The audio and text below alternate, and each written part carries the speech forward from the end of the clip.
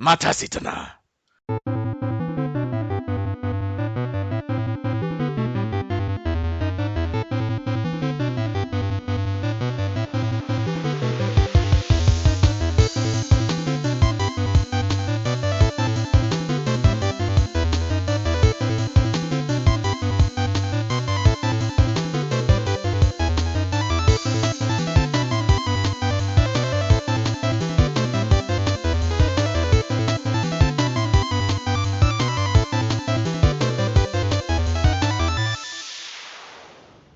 Welcome everybody to episode 99.8 of Random Encounter, the RPG fan podcast. Yes, we are naming the episode after our beloved Kingdom Hearts series, even though Steven is not here right now. You forgot HD Remix EX plus Alpha. I'm so sorry. I'm sorry. Can I put a fraction in there while we're at it? Yeah, sure. 3, 5. Without Steven here, we don't have to force a positive spin on it. Wait, it would be just as irrational as Square Enix's regular naming conventions, right? Oh. Yeah. All right. So, I am your host, Robert Steinman, Pale Robbie on the boards. Just wanted to start with a huge apology to everybody. We have been having a real hell of a time trying to get a podcast together for about the past month now.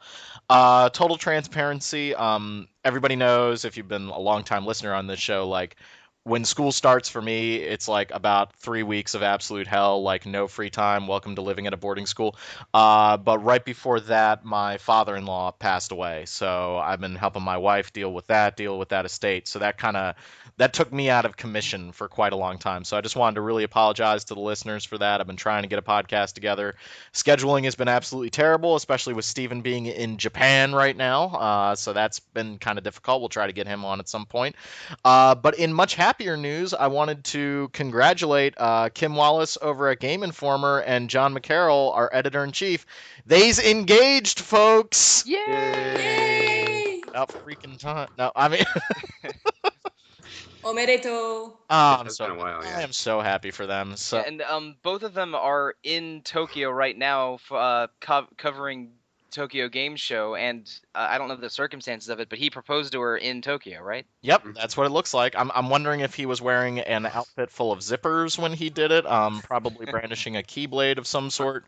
Oh yeah, of course. That's if I see one more picture from Steven of Kingdom Hearts stuff in Japan, I'm just. Anywho, I haven't. You're going to see more pictures. I know. All right, He's there for an entire year. Let me introduce everybody. So we have Derek Coffee Heemsbergen. That's me. My God. It is 7 a.m. on the West Coast, which I know, is not, it could be earlier, but you have to admit that this is some dedication to get this podcast. I will, but we have agreed that having the podcast earlier has actually been better. So that way, like, people... Oh, yeah, for sure. Entire nights. It's just the getting up in the morning is just like... So that's Derek. We have Mike. I ran around a lake this morning, Solosi. Yeah, it's 10 a.m. Really? It's 10 a.m. on the East Coast. So I got up early, ran around the lake behind my house, and then sauntered back to my room for the podcast. Yeah, way to actually like put me to shame. I haven't been. Yeah, no, it's not a huge lake. It's like 1.5, 1.7. It's still a lake in your backyard. Do you play the Rocky music while you do it?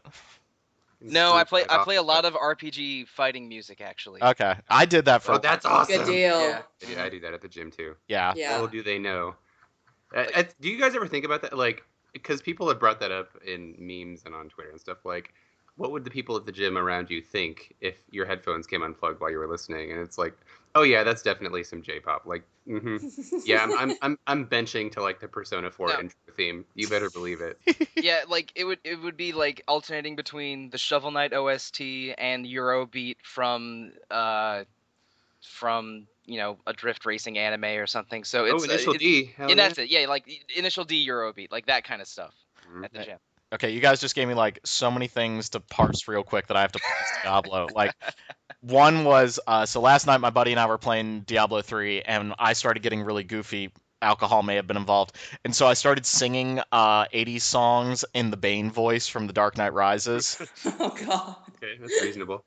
Standing with your indecision, nothing ever lasts forever. Everyone wants to rule the world. So that was fun. And then you brought up Shovel Knight, and I think did you guys play Plague of Shadows? No, not yet. I haven't yet. I played one level of that, and I was like, "F this! Like, no way! I am not playing this," because he Because you controls. suck at video games, or Well, he controls so weird. He is so momentum based, and like all of his attacks are like they take a second to explode and stuff. I can't stand that. I need to have direct control over my character. I was like, nah, man, nah. And, nah. Well, and you can like double jump onto bombs for triple jumping and stuff. It but- seems crazy. This I is can this is appreciate weird. that though, because you already have your standard mode that controls precisely, that does exactly what you would expect it to. So I appreciate that they made him not a clone. Oh, yeah. or something. No, it's fine that they did it. It's just I recognized very quickly, and I think this is my old age speaking now. I don't like this, so I'm not going to play it. Like, that doesn't make it bad. I'm just like, no, this is not my cup of tea. Like, I do not like the way he controls at all. And it's pretty awesome that it's a free update. yeah. That was a I think it was a Kickstarter stretch goal originally. It's really cool, and I'm actually thinking about rebuying the game so I can play through that DLC and the original game again on I am Vita. too. Because Yeah, I have it on PC, but it seems like it would be perfect on a Vita. So Well, Yeah. that may happen. I did a very bad thing by getting us off topic while we were still introducing people. So No, Yeah, Shovel Knight is yeah. I'm sorry, So- Caitlin. No, just forget about me, like No, I mean Caitlyn women is way in more the important than video Shovel Knight. games in general. Oh, Caitlin, that's not fair. I'm excited to talk about a game that I don't like. I was making a joke. Hi, Caitlin. Are you Caitlin? No, I'm the other. I'm Shadow Caitlin. Shadow Okay. Caitlin. You're not me. Wait a minute. You're not the character that we thought you were, even though, like, for the entire game we thought that you were that character, and now it kind of ruins the story. Is that what you're telling me? Yeah, and I know what game you're talking about. We're not going to say what game you're talking about. We're not going to talk about that. So yeah, I figured this gives us a chance to kind of catch up a little bit, and then we got a lot of TGS news to talk about. The only thing that I really have outside of, dear God, I played a lot of Metal Gear, is I beat The Witcher 3. I beat it. Yay! Congrats. Yeah.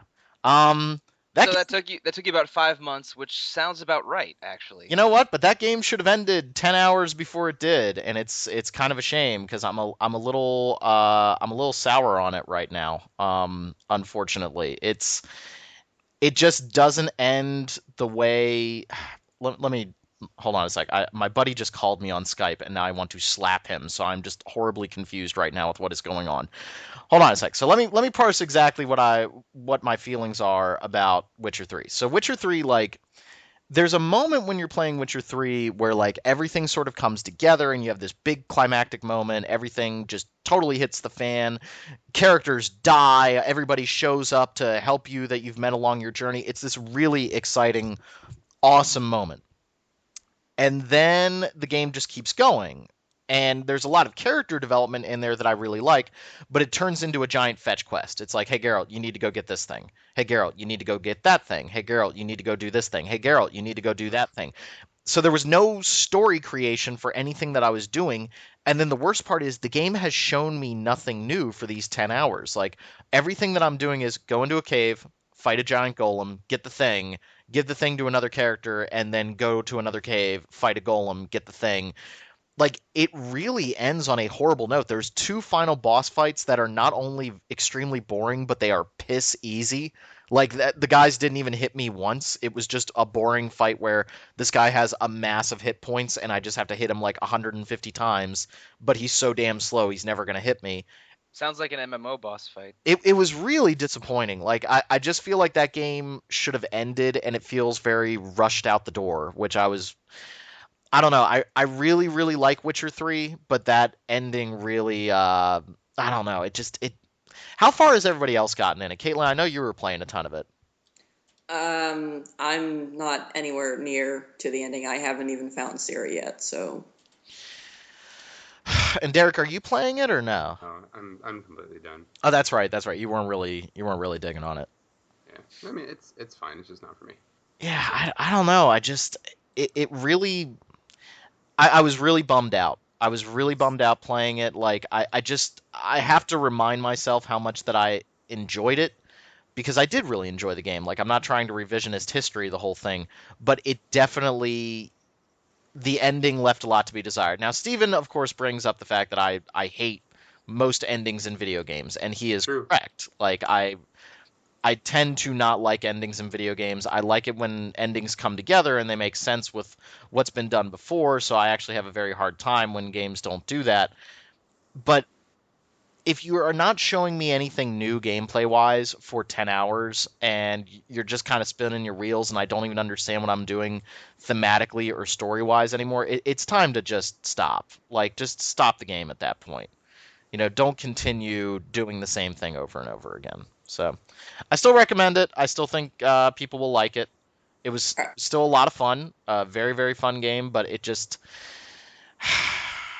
Are you still excited for the expansion coming out soon? Honestly, no. I'm kind of done. Like, I don't think... Maybe in a month's time I will want to play more Witcher, but right now I am kind of like... I'm a little Witchered out right now. I was hoping you'd say that. I mean, you've only been playing it for 5 months, so... Yeah, and I mean, and again, I really, really enjoyed it, guys. Like, it was super fun. I had a great time with it. It overstayed its welcome. And a lot of times when a game overstays its welcome, that's when I start getting, like... I get antsy.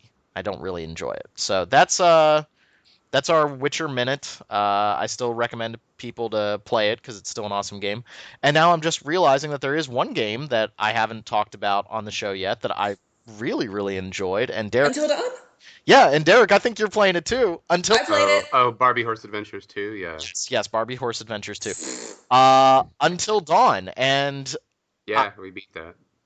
My review is up on the site. What did you guys think of it? Because I really liked it. I had a ball playing this game with Jackie, playing it with my wife.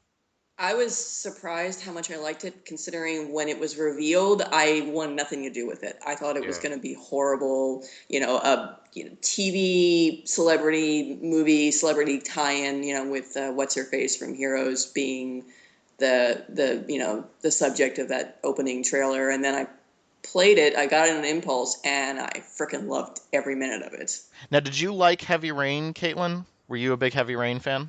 No, I did not like Heavy Rain, and this game is better than Heavy Rain. So you and I are on the same page there. You and I are on the same page where we both did not like Heavy Rain.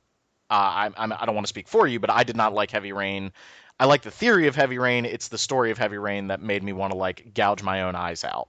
Right, and that and the characters. Yes. Yeah, Robert, I don't want to put words in your mouth. Why do you always call me? Hold on a sec. Why do you always call me Robert? You make me feel like a teacher. Don't do Rob? that to me. Okay, sorry. Just Rob. It says Robert on the Skype window right there. Okay, I know. But just call me Rob. I feel like a teacher. Like I'm yelling at students right now. Don't do that to me. He's using Mr. Steinman? as a linguistic strategy to distance himself from you.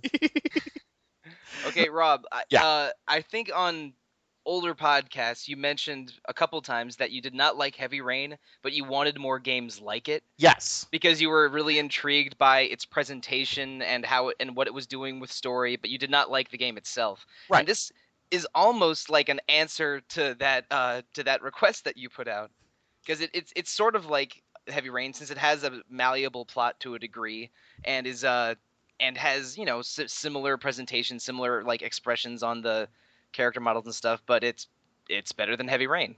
Yeah, I mean, it surprised me in so many different ways. So one, I think that the acting is really fun. They're playing a bunch of teenagers who are going to get killed. Like, if you've ever read any of Roger Ebert's reviews of horror slasher films from the 80s and 90s, he calls them dead teenager movies, where the teenagers show up and they are alive, and then over the course of the movie they will be made dead. Except for Jamie Lee Curtis. And it plays into that so well. It really understands the genre that it's doing. It has some fun with some of the subtleties of the genre and some of the stereotypes of the genre.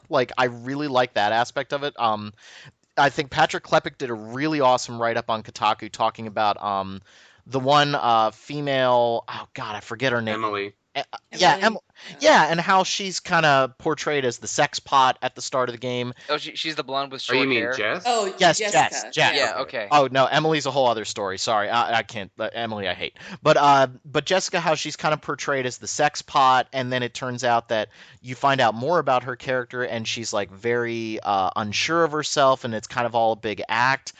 Some of that stuff is subtle in a really, really good way. I don't think the game's perfect when it comes to that stuff, but it's trying, and it's having fun with the tropes of the horror genre.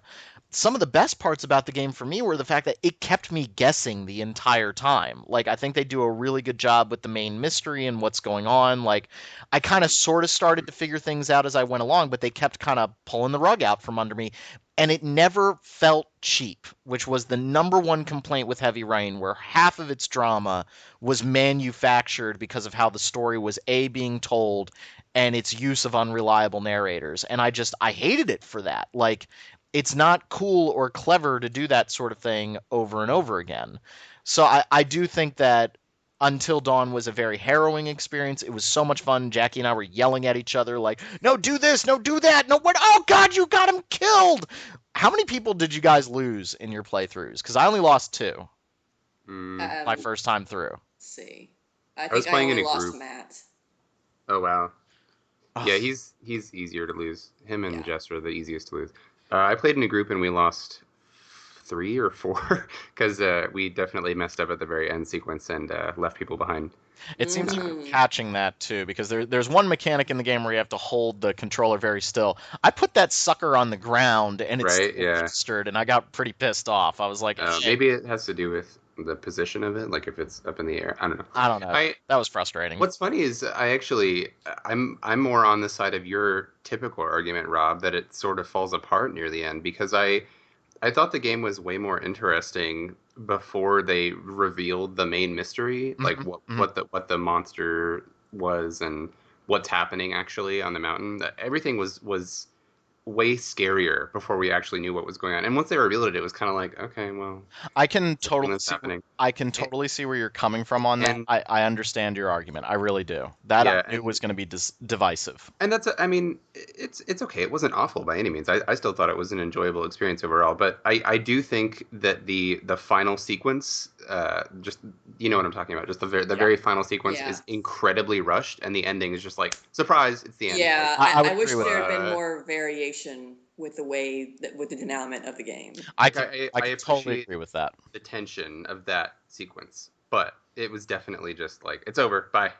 Yep. It came very abruptly, but beyond that, I thought it was very interesting. It's the kind of game that, like I said, I played it in a group, and I think we had like 7 people sitting in a room, and we got together 3 Fridays in a row, and just we would all shout out decisions Wow. every time one was on the screen, and that made it way more fun than playing it by myself. That sounds so. ideal. It's like Until Dawn at the Apollo, sort of. It was Yeah. that was just a fun, and you're right, it really is a group game. It took me back to my days playing Resident Evil with my buddies in middle school, and like how we used to argue and like, no, you need to go through here. No, you need to go through here. Like that. Yeah, and that's what that game draws upon is that instinctive desire to shout at the movie screen to say, Right. "Don't go in that door," and you can actually Yeah. choose in that case. However, there are some parts in the game that just they require luck, basically, for you to make the quote unquote correct decision because there's Yeah. no way you could know. And I ended up making the correct decision in those Do you cases. hand him the flare gun? That seems unimportant. Like, Well, I you know. knew that from the E3. Well, that's what the Right, totems same- are there same for. here. Right. The totems kind of give you a little bit of a hint of that. But Fair. again, I don't think the game is perfect by any stretch of the imagination, but it was one of the more enjoyable and unique experiences. And to go back to Mike's point that he brought up that I made on this podcast way back when, is like, it's not that I hated Heavy Rain the idea, it's that I hated Heavy Rain the execution and the story. And so to play something that I found much more genuine, whereas Heavy Rain was, I think, trying to be something that it wasn't and suffered for it.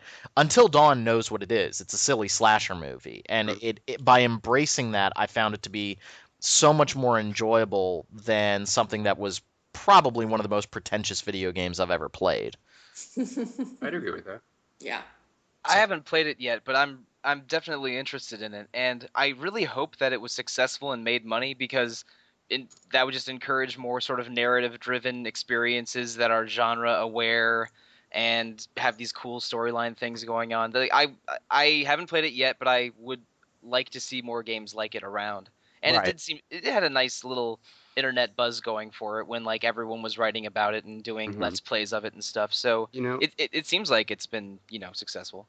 I read an article around the time it came out that probably about a week after, and I don't remember if it was an article actually, maybe it was a NeoGAF thread or something, but they were saying something to the effect of, wouldn't it be cool if there was an American Horror Story style series of Until Dawn games where it was just sort of like the same actual Yep. cast of Yeah. people in completely different roles Oh, that would be in different awesome. environments, I would be so down with that. I would be so happy if they would make Yeah. more Until Dawn games like that. Or not even if it's the same people, but if it's like, just a similar group of Well, yeah, that would be fine. characters, just in The- different horror tropes. Like maybe there's one at one at a house party, and there's someone getting murdered. Wait, Scream House Party style. from the No, I- 1980s? Like that movie we're gonna turn into a horror? I'm down. That movie is 1991, I think. Oh, and God, I feel if old. they did like an adventure game starring Kid and Play, I would be first in line to buy it.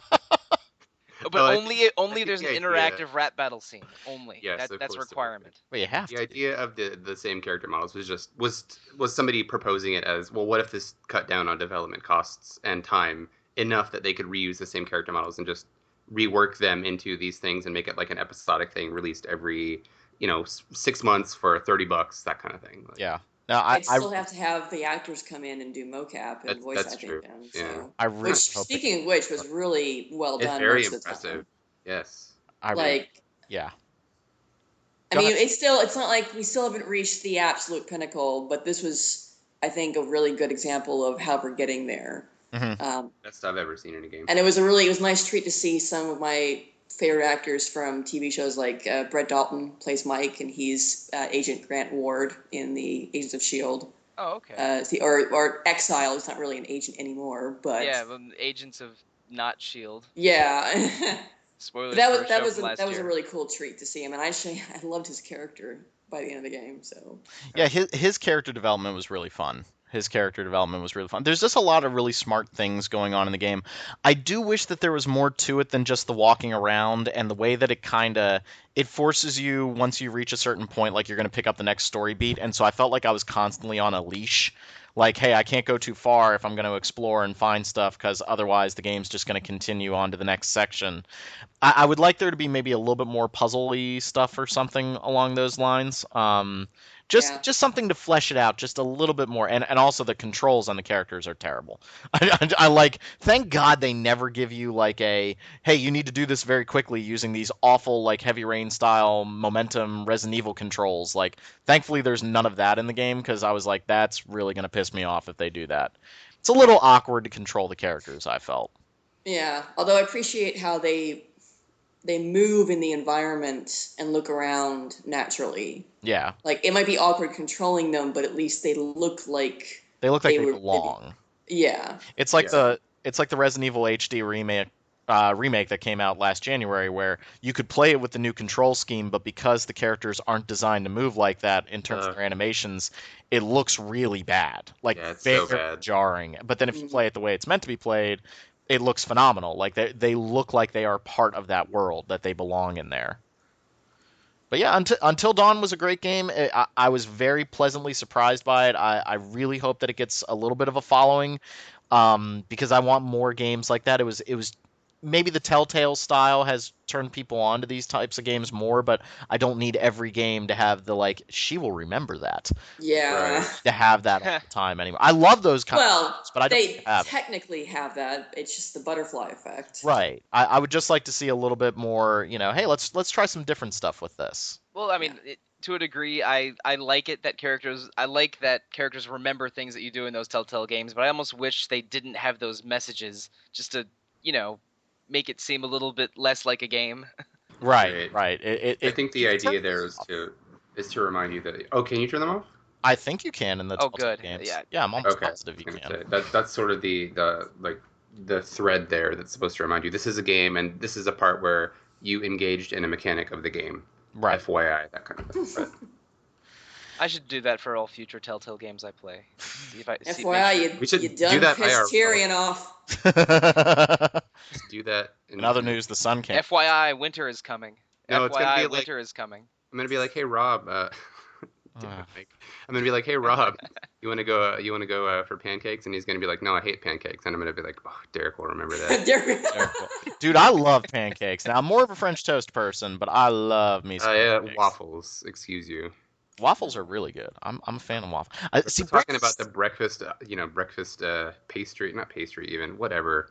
Some Like- kind of carb. like Some kind of strudel? flour-based breakfast item. Okay. Waffles. See, I love breakfast. Breakfast is my favorite meal of the day, but what I found is that I have no control over myself at breakfast, so I end up getting very fat if I eat a lot of breakfast.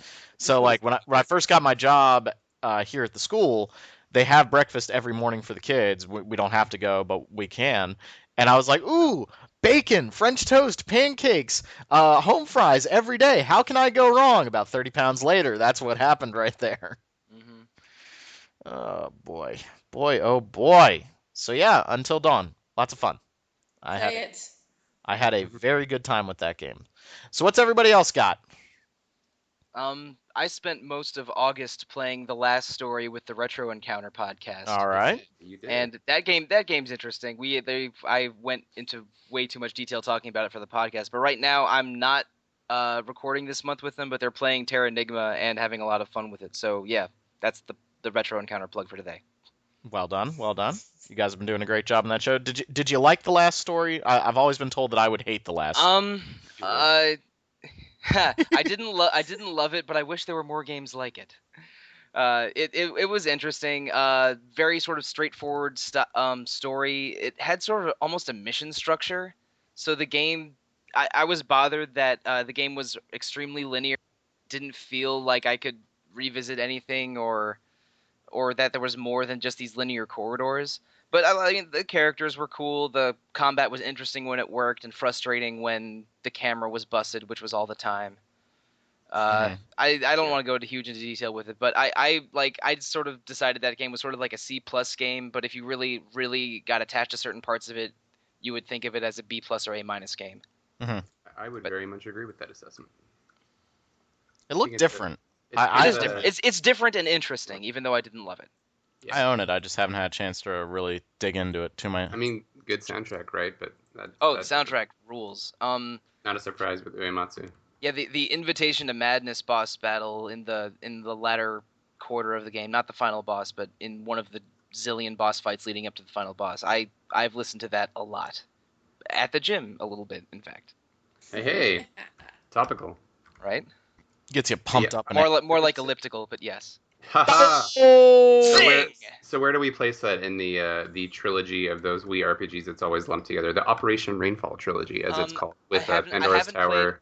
I haven't played Pandora's Tower, Neither but have I do not like it. Even though it's about a third the length of Xenoblade, which I appreciate, I think Xenoblade's much better. Well, obviously, I this wasn't an actual question. I love Xenoblade. It's just that it overstays. Again, that's that was a game overstays its welcome. That was a game that should have been 60 hours instead of 90. But Yeah. It's very long. Yeah. But Well, it could be 60 hours if you weren't doing so many side quests. But I got fed up with the side quests in that game. If there's an exclamation point on the screen, Caitlin, I have to acknowledge it. I know, I right? turn those off. You can do that, man. Or not? I turn the arrow off, pointing me towards the main mission. Oh, okay. So. I'm learning all kinds of things that I can turn off today. This is amazing. But the last story is interesting. You can listen to the Retro Encounter podcast or read the Final Thoughts article on it to hear our thoughts on it. But right now they're doing Terra Enigma, and that game is totally weird and totally cool. Yeah, it's a shame we didn't get that in North America. I played it with a couple of friends probably 4 years ago or so for the first time via emulator. Shh, it's the only way I could do it. And it's definitely a game with incredibly progressive ideas for the time it was released, but it has some sections that are awful. Just puzzles that are incredibly obtuse or bosses that are basically impossible unless you perfectly dodge every attack. Yeah, but it has some very fascinating thematic ideas. Yeah, I got to chapter 3 when I was playing it probably a decade ago. Yeah, but I got stymied by some confusing events like right after a boss battle. But it's sort of funny how that game's the opposite of Chrono Trigger, and that it's like SNES cult hit that the UK got and the US didn't. So it's easy to find an English translation of it. Yeah.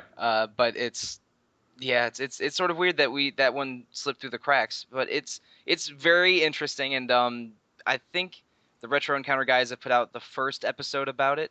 Mm-hmm. So you can listen to all those as they are released in September. Yeah. Did anybody pick up the Grandia 2 on Steam, the PC version? I did. Is that good? Should I do it? Yeah, it's got. You can definitely tell that it's a Dreamcast game originally. It's Mm. got some low texture, like low res textures on the character portraits and the UI, which bugs me a little bit. But I mean, it's not illegible by any means. It's just obvious that this is an upscaled game. The models look as good as they can. I mean, the resolution on them is nice, but they still. It's kind of jarring because it's one of those things like you. We played that game when it came out. I'm assuming you did too, and looking at it now, it's like, oh man, did it always look that rough? And at the time, we thought, oh man, this is the pinnacle of RPG graphics. It's kind of like Final Fantasy VII, although I still think that 7 aged better than 8 in terms of like style. But I guess that's not really relevant. Yeah, so I think it looks pretty good. They patched it to allow 60 frame per second battles, which is super cool. So that looks really, really nice. The visual upgrade, I would say, it's the best they could have done given what they had to work with. Do we think that this is going to lead to, I think, what everybody wants, which is Skies of Arcadia on PC? Do we think that's what we're leading to here? Well, I hope so, but they're not the same company. They don't have the rights to that. So, But I mean, Sega has been pretty cool about putting things on Steam. Like we got Valkyria Chronicles near the end of last year. Yeah, that's And what so I've been holding out. Like, I've always wanted to play Skies of Arcadia. I think it's And within the HD realm of version. possibility, and especially since the GameCube version of Skies of Arcadia had bad audio compression and some visual tearing because they put it onto one GameCube disc instead of 2 Dreamcast discs. And a similar thing happened on the PS2 version of Grandia 2. There's all kinds of visual tears and bad audio there. But from what I've heard, I've played Grandia 2, but I haven't played the PC version. But it's been received very positively. It's very encouraging. yeah, it's good, and they've been pretty proactive about updating it and keeping the fans, the consumers, aware of what's happening. They put out a lot of patch notes, or like we fixed such and such thing, and there have been a couple of bugs, but it's definitely playable. I did have mine freeze on me twice, which is frustrating. So I kind of shelved it I was like, all right, I'll come back to this in a week or two once they've smoothed all this out. But it wasn't tremendously bothersome. It wasn't like, oh my god, I can't believe this game is running like this. It was just like, okay, well, this is a Dreamcast game. So, Yeah, it's a little. although there was a PC version of it released way back when, but I heard that was as garbage as the PS2 version. I cannot confirm or deny. Cannot corroborate, rather. Plus, even without the visual upgrade, that's just a really cool, like, late 90s RPG that, Oh, yeah. that is worth playing if you have interest in JRPGs in general. So the voice acting remains really good, surprisingly. It's a little hammy, but it's still as good as you could hope for. Because back in the era of, oh my god, voice acting is so novel in RPGs, I look at something like Final Fantasy X, which was recently re-released, and I play that, and some of the voice acting is pretty... Yeah, it's weird, and it's weird because there's the voice acting talent is really remarkable in that game. Yeah. Because I think Elena is Jennifer Hale, who's FemShep, and a ton of other great female characters. Jennifer Hale is everyone. and all right. and Millennia Is Ariel. is Jodie Benson, who is Ariel, and she was like Talk about a mind-blowing revelation there. Wow. and she's been a Disney Day player in a lot of stuff. Like I think she's every Barbie in the Toy Story movies and stuff because I think Disney has her locked up in a dungeon or something. Poor Jodie Benson. But anyway, there's and Ryudo's someone good too, isn't he? Oh, what's his name? I can't remember. Oh, I do remember. Is he the guy that's Albedo in Star Ocean 3? Steve, is it Steve? It's not Steve Bloom. It's not Steve Bloom. But whatever. When you say Albedo, there's I go to Xenosaga. I don't think of Star Citizen. Yeah, that is. I was like, I'm sorry, what? I'm mixing up my PS2 RPGs, but it's that guy with the deep voice. You know the guy. Christmas Well, I Dreamers? can tell you, however, that the main character of Grandia Extreme is voiced by Mark Hamill. Oh, Oh cool. wow. Yeah. His Well, was anyway, Evan, two N. anyway, there's like Grandia 2 has weird voice acting, but really pretty strong voice acting talent, which is remarkable. Oh yeah, no, I think it's good actually. I think it actually holds up better than Final Fantasy X because Oh, okay. it's a little bit more. It's campy, it's hammy, but it's played up to make it not. It seems natural, I suppose, for the setting and for the visual style, and I like it. I think that they're really emotive, and Ryudo's just a dick, and at least throughout most of the game, and I like that. I think they portray him as one in a compelling way. He's like Luke from Tales of the Abyss. You want to slap him, but you're also kind of interested in what he's going to do. So It's kind of amazing when we were talking about the Dreamcast visuals. Like, I really, really like the fact that with a lot of Dreamcast games, because of the hardware, because of like some of the limitations on what they could do, they went for this really clean anime look, and I really, really like that in Skies of Arcadia and Grandia. Like, I don't think every game needs to be ultra realistic, and that's something that I don't like about. Like, there's nothing wrong with ultra realistic games, but I like games that look like cartoons sometimes. Like, I think that the way Dragon Quest XI looks is For sure, phenomenal. yeah. Like, we need more of that. I'd like to have a little bit more of that that ability to look different, and that was something that I think Dreamcast games. You had games like Resident Evil Code Veronica that looked as realistic as they could at the time, and then you had games like Skies of Arcadia. And that was just such a great representation of what the hardware can do and what really good art direction can do. Yeah, we can have a variety of things. Yeah, who would have thought? Mike.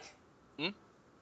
Crispin Freeman voices Yeah, Albedo. Yeah, I was thinking and it was Crispin Freeman, but it's actually Cam Clark. It's Cam Clark, who I was yeah. thinking of. Which is So- kind of surprising. I know they don't really sound alike. I think I was just mixing up the C first names or something, but Well, no, Yeah. I don't mean that. I mean, like, say you went from Metal Gear Solid to Grandia 2.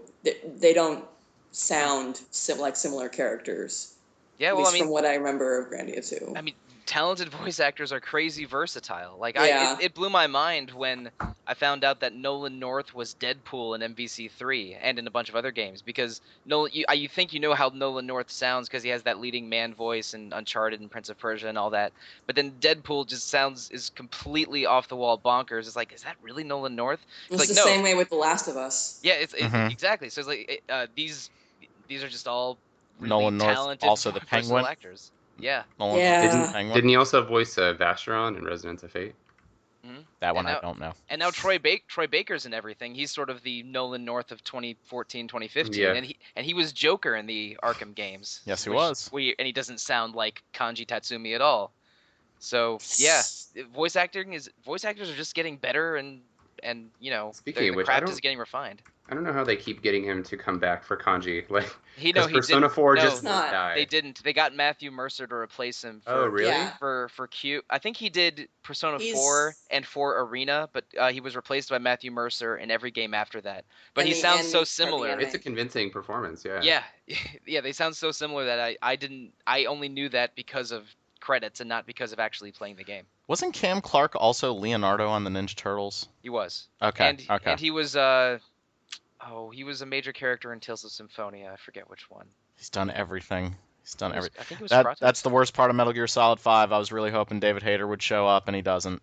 Oh, you that- held out hope. I until the did. end. I did. I was like, come on, man, come on, you, because he got real quiet on Twitter. Like he wasn't talking for like a while, and so I was like, ooh, maybe they brought him in. Maybe they're gonna do something. No. That candle has officially burned out, and it And there's devastates. not time travel where he goes and sees himself and No, So I'm he's not- not like an alternate timeline Shadow Snake. no, I Shut really up. wish though. punished Venom Snake. Are you Too many playing? names. Why does he need a nickname?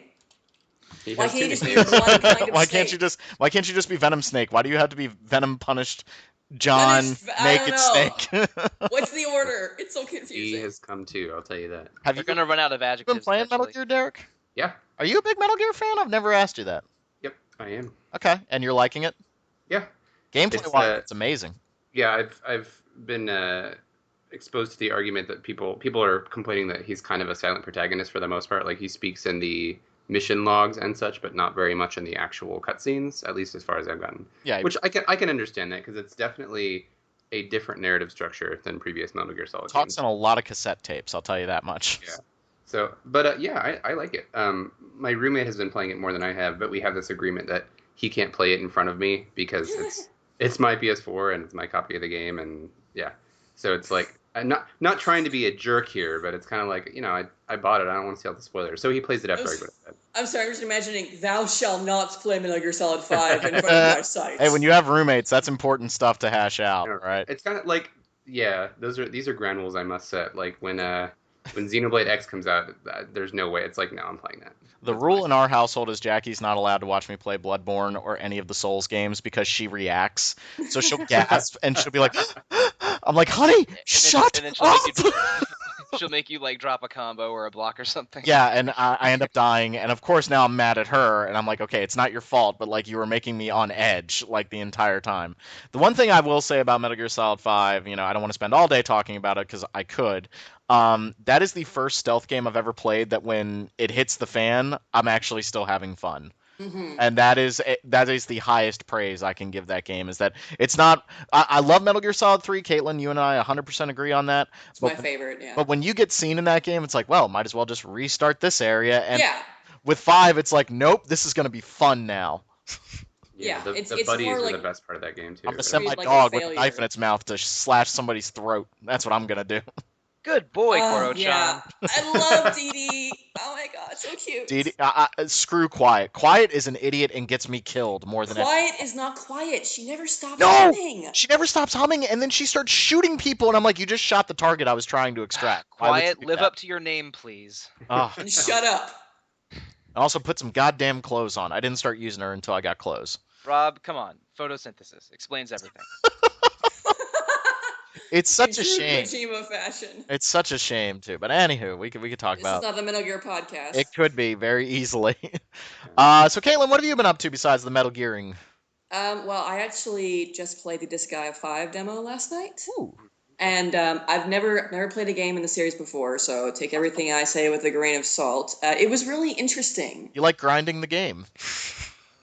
I actually, unironically, love grinding the series. I So, love this. but I don't have a PS4, so I really am interested to hear about this. So yeah, do tell Caitlin. Well, so, I mean, my knowledge of the series is basically it's got a really sort of interesting art style, and it's more kind of a humorous sort of setting than it doesn't take itself super seriously. Sure. Okay. So, I mean, and I was prepared for that, but I was still kind of a little bit surprised at the amount of kind of like silly stuff that happens with the way the characters meet and whatnot. Maybe it's a thing where as the game goes further and you meet more characters, they start kind of getting a little endearing. It's kind of hard to tell from a prologue demo. It's like 5 missions that you get to play. And you can keep playing, and after you finish the story missions, you can go back and do the maps again and do quests and whatnot. Is there Is a that level from- cap? I don't know. How I dare didn't you. explore it. I would imagine if there is one. Well, I don't know what it is. All right. So- Right. Well, so Caitlin, have you not played other games in the series? No, I've never Okay. played this guy game before. I usually That's really would get recommended them, and then I would look at screenshots and get a little turned off by the art style. To be honest, it's I honestly have half a mind to just like send you a copy of the PSP Disgaea 1 or something. But you're absolutely on the ball in talking about the over-the-top silliness, and the way Disgaea games usually run is that the exposition is really silly. A lot of the individual episodes are really silly, and sometimes, quite often, to their detriment. But like every game in the series, except for Disgaea D2, which isn't great, hits oddly poignant notes. So like it sort of is really over the top silly until it starts to take itself a little seriously, and then it usually gets better. But it's not for everyone, and like I mean, it's calling it grinding the game is not inaccurate, because it's a game that like takes sort of just wears on its sleeve. Yeah, you can level up to 9,999 and then reincarnate with better stats and level up to 10,000 minus 1 again, and then do that 20 times. Like that's if anything a hallmark of the series. Yeah. But I am really intrigued by that because I love Disgaea, and like 3 out of the 5 prior ones are among my favorite strategy RPGs. So I'm super interested in hearing more about it. well, the gameplay was really fun. Like Okay. I think the thing I liked the most about the demo was the gameplay, because it's sort of you look at it at the first glance, it's like, oh, it's a strategy tile based RPG. I move my characters, I attack, but there's a lot of interesting things you can do with combo attacks and throwing people. Like I was actually really impressed with how you can move across the field really quickly by just stacking up like 5 people and throwing them in quick succession. Yeah, they execute that feeling of if you played a strategy RPG, say in the PS1 era, you'd think things like man, I wish that I could just like get my units over there faster. How frustrating! The enemies are so far away. Couldn't I just throw them or something? And of course you can. And then you play Disgaea and you totally can. Yeah. And Now- be careful, because if you accidentally throw an enemy into another enemy, their levels will combine. Yep. Now, Caitlin, Oh, really? Yeah, and that can And get and you really could fun. you could use that to level up, because like I can. It's way more experience to have a 1 level 100 enemy instead of 5 level 20 enemies. But yeah, like it's deliberately exploitative in how you're allowed to build characters and level up, and and sometimes it's oppressively grindy. It's like there's no way I can advance the story unless I gain 15 levels. But then you can gain 15 levels in 2 missions by messing with the systems a bit. So that's sort of the Disgaea leveling vibe, but the story stuff really balances the silly and not silly I feel in interesting ways. But it's not for everybody. It's definitely weird. And some episodes I just like, oh man, this is dumb. Just come on, let's get back to the good stuff. Yeah.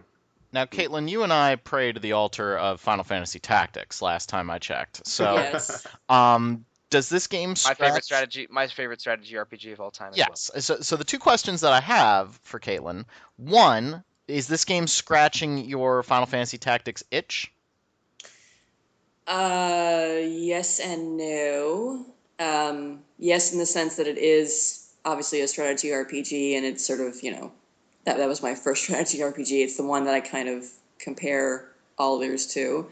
But I'd say it's a different enough experience, overall, that I'm not actually thinking, oh, this is a tactics-like game, even though it's a strategy RPG. It's unique enough in everything it does, even in combat, that it doesn't necessarily feel like your traditional strategy RPG, which is kind of what I identify as tactics. So yeah, definitely. I mean, it's an interesting experience for me. I haven't decided yet whether or not I'm gonna pick it up when it comes out, but I'm actually kind of interested in playing more of it, so I may. Okay, now that was the first question. Second Okay. question. Why aren't you playing Tactics Ogre Let Us Cling Together? Because my Wait. backlog on my Vita, I'm still trying to get through P3P. Okay, I will never have you back onto this podcast. That is, you now have a homework assignment, Mr. Rob, Stein. I Mr. Steinman has swear to spoken. you, I make an offering as soon as I beat P3P on my Vita. Tactics Ogre is the next game I'm playing. Mr. Steinman is giving you a homework assignment. Okay. Have you not Okay. ever played that, Caitlin? No, I haven't. I I know. Right? See? It's a little God, it's unfair been a though, week giving her of how dare you? a 50-hour homework assignment before she can be on the next 2-hour podcast. Well, that's like physics, okay, dude? That's basically how it works. You have 50 hours of work to take a 45-minute test that you might still fail, okay? Welcome to my existence. Fair point. You take your own exams? Well, I mean, I definitely. I know. I'm just being cheeky. I'm just being cheeky.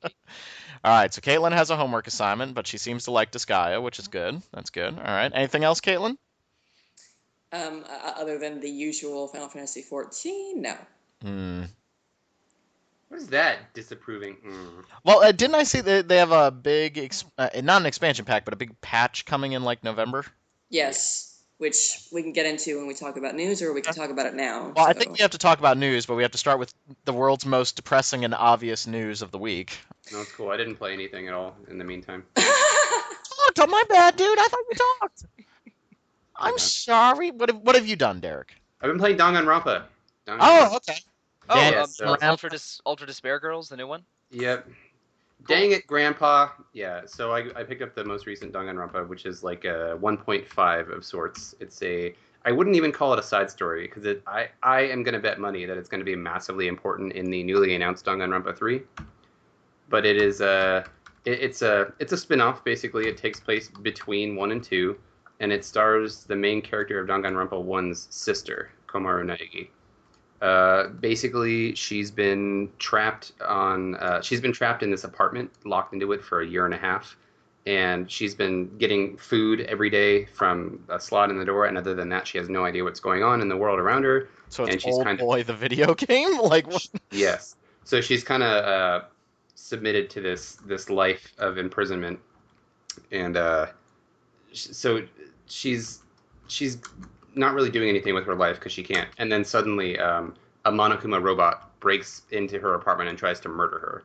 And so she escapes, and she ends up running into several other important characters from Danganronpa 1. I won't say who because the idea of who survives those games is very important thematic or story-wise, Right. narratively. But she ends up getting together with a couple of people from the first Danganronpa, and she is trying to escape this city that is suddenly under siege by these children. They're 5 children, and they call themselves the Warriors of Hope, and they are all just like sadistic psychopaths who are trying to murder every adult in the city.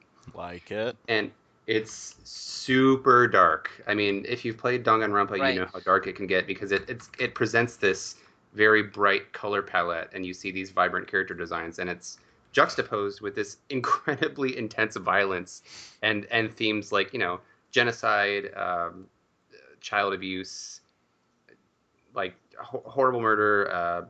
Mhm. I don't want to say too many things because there are plot elements that are Yeah, important to the series. I played Danganronpa 1 for the first time earlier this year, and it threw me for a loop in the first, say, 30 minutes when the character who I assumed would be like the co-main character ends up being murdered horribly like 30 minutes in. So, Well, yeah. well, So okay. spoilers for less than an hour of Danganronpa. Okay, all But, right. I was gonna ask if I should play this, but no, there we go. I think you should actually I because really if want you to. if you like visual novels like Virtue's Last Reward, which you do, I think you would very much enjoy. You'd get a lot out of this. I mean, enjoy is kind of a funny word to use to describe a murder simulator of sorts, but Right. Well, it's the it, same thing that we were talking about with Until Dawn. It's like you're enjoying being scared, and some people don't enjoy being scared. it's You not know. even being scared. It's just the themes at play in Danganronpa are so incredibly dark, and they can be oppressive. Right. And yes.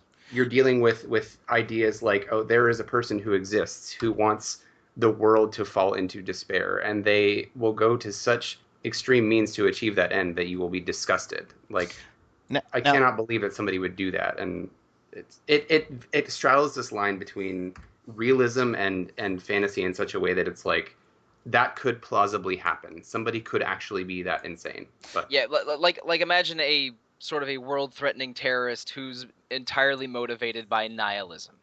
now I've really wanted to get into this series, but now I'm feeling like there are so many games now. Are there 3 titles in the series now? There's yeah, the 2 main games, and then there's the side story.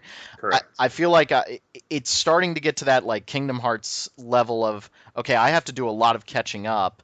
I mean, hardly. Like the original. I mean, if you consider that the original Danganronpa games 1 and 2 were released on PSP, Right. they were ported to Vita, which are the 2 versions that we got in North America, and then this one Okay. just came out. So all 3 of them are available on Vita.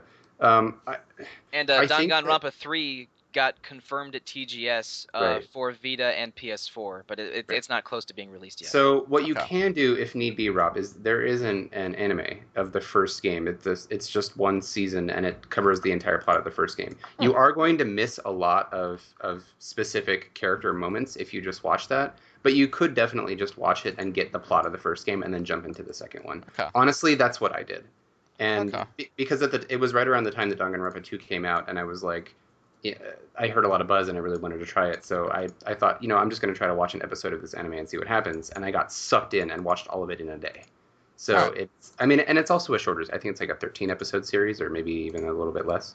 So it's something that you can check out. And if that appeals to you, then definitely continue with the rest of the series. But so that's a shortcut for you if you want to take it. However, so Ultra Despair Girls, the one that I just played, is not a straight visual novel like the other 2 games. It's something of a hybrid visual novel and a third-person shooter. And I just think that the shooting is bad. It's not a fun game necessarily. It tells a very interesting story that I wanted to experience, but I didn't care about the actual shooting part. It's just not that fun. It's like if you can imagine, it's a Resident Evil 4 style shooter, like over the shoulder. And it controls very much like that. But you're playing as Naegi's sister, who's not a fighter by any means. She's just a quote unquote ordinary girl, which is a point that they hammer into your brain. Because everybody in Danganronpa has a special talent. They're all known as the ultimate such and such thing, and that's why they're all Right. chosen to participate in this weird Yeah, I killing remember game. Steven saying that when he played it. Yeah. Yeah, so she's not an ultimate anything. She's just a regular girl. The only reason why she's important is because she's the sister of the main character of the previous game. But she has this thing called the hacking gun. It looks like a megaphone, and it shoots electromagnetic waves that disable these Monokuma robots. And some of the way that they work that into the story is kind of goofy. Like the villains are children, right? So it'd be kind of messed, I think, if you were going to be murdering children. So instead, they all have giant robots that they fight you with during the boss fights, and you have Sure. to shoot Okay. those with your hacking gun, right? So it's like, okay. And there is another character who you play as, but that's sort of a spoiler if you haven't beaten Danganronpa 1. So yeah. This is one of the survivors from Danganronpa. Yeah, one of the survivors. Yes. So the shooting part of the game isn't very fun. As a result, I would say that I would never play this game again just because I don't think it's fun. Like the replayability of visual novels is completely subjective, I would say, because it's basically like rereading a book. Danganronpa Ultra Despair Girls I wouldn't re-experience just because the story parts are sort of cut with these not so fun shooting segments, and I wouldn't want to have to deal with that again to get that story again. However, the ratio is something like 70% visual novel to 30% shooter, maybe a little bit more shooter, but like 35%. I don't know. But I think it was definitely worth experiencing. It is thematically darker than the first game for sure, and probably on par, or Really? possibly even darker than 2. Oh yeah, it's Wait, messed. 2's darker than 1? Yeah. Oh You don't, man. you don't think so, or you haven't played it? No, I haven't played 2 or Oh yeah, Despair 2 is Girls, way but darker than 1 by the end. Oh Yeah. man. Well, I mean, Um, one is dark as all get out. Yeah, But so I there. I guess mean, 2 takes it a step further. if you consider that the antagonists of this game are children and they're all complete psychopaths, so things have happened to them that are not okay, and they don't really mince words. It's like, oh yeah, this is a victim of child abuse. Like this child experienced sexual assault, and we'll talk about it. Like it is not okay. It's hard to deal with, but Huh. it's a very interesting story. I marathoned it over the last couple of days, beat it. There is the ending sequence in particular is basically like, oh yeah, stuff's going to happen in Danganronpa 3 that's going to be related to this no matter what. So I had heard some people chatting about, oh, can I skip that since it's kind of a spin-off and we already know what happens in 2. I would say no. At the very least, if you don't want to play the game because it's a shootery type game, you should probably look up the plot, although this is always going to be better experienced as the actual game. But overall, if you're a fan of the Danganronpa series, I would cautiously recommend it. Just know that it's kind of a tepid shooter with a good story. And Okay. And I it's also- dark. I also have to wonder because Despair. there are shooting gallery elements in the first Danganronpa because if this was a Phoenix Wright game, you would call them the courtroom sequences. You Yeah. literally shoot testimony with word bullets of evidence, Yeah, That's So- how I run my life. I mean, right? you know. So I mean, part of me wonders this guy loves shooting gallery games and incorporating shooting elements into places that where shooting elements are a little odd. Right. But no, it's interesting. I definitely want to play it before Danganronpa 3 comes out. For me it's a matter of time and budget. Right. I think that it's very much built around a gimmick rather than having that gimmick fit the game, if that makes sense. Like I said with the boss battles and everything, it's very clear that they took this whole we're going to have you shoot robots with a hacking gun thing and worked their narrative around it in some ways. However, it doesn't necessarily feel unnatural. It's just kind of weird. Like why, really, Mhm. more than anything.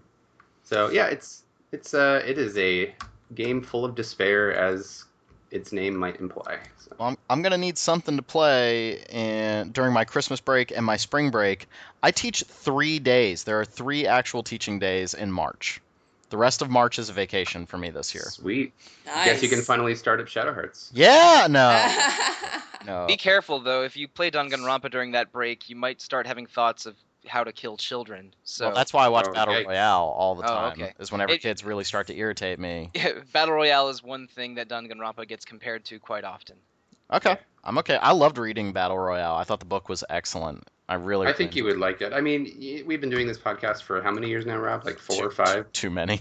Yeah. So whenever we bring up a game, I think I have a pretty good barometer of whether or not you would like it. Just saying. The So I think you'd like it. barometer. Yeah, the barometer? I don't know. I like it. Barometer. I like it. Beautiful. A+ portmanteau. That That works. was Beautiful. amazing. That's Well- the new feature on RPG Fan, folks. The Oh, boy. barometer Oh, says. boy. Well, we're definitely going to need something to play because the winter just got a heck of a lot emptier. For some Oh. 5. We all knew this was going to happen. Yeah, it just I hurts. held out hope. Summer I- 2016. It would have been super cool if they did the whole like, yep, it's totally completed, and yep, it's about to release, and you don't know crap about it. Yeah, it's Enjoy out it. Yeah. next week. I mean, That would have been an ultimate And mic it's out drop. right now. so Persona 5 has been delayed until the summer in Japan. Hopefully, we get it around the same time in America. Again, I think that we all kind of knew this was going to happen. They'd been so cagey about it. But again, if this results in a better game, I'm not that upset. And also, guys, Fallout 4 is still coming out. Like, we have Xenoblade too many Cross. games. Yeah, and Xenoblade. And Well- 2 Trails games. That's what I said. Yes. Oh, and sorry. Oh, Trails sorry, Caitlin. games. There is too much already out, so I'm okay with this.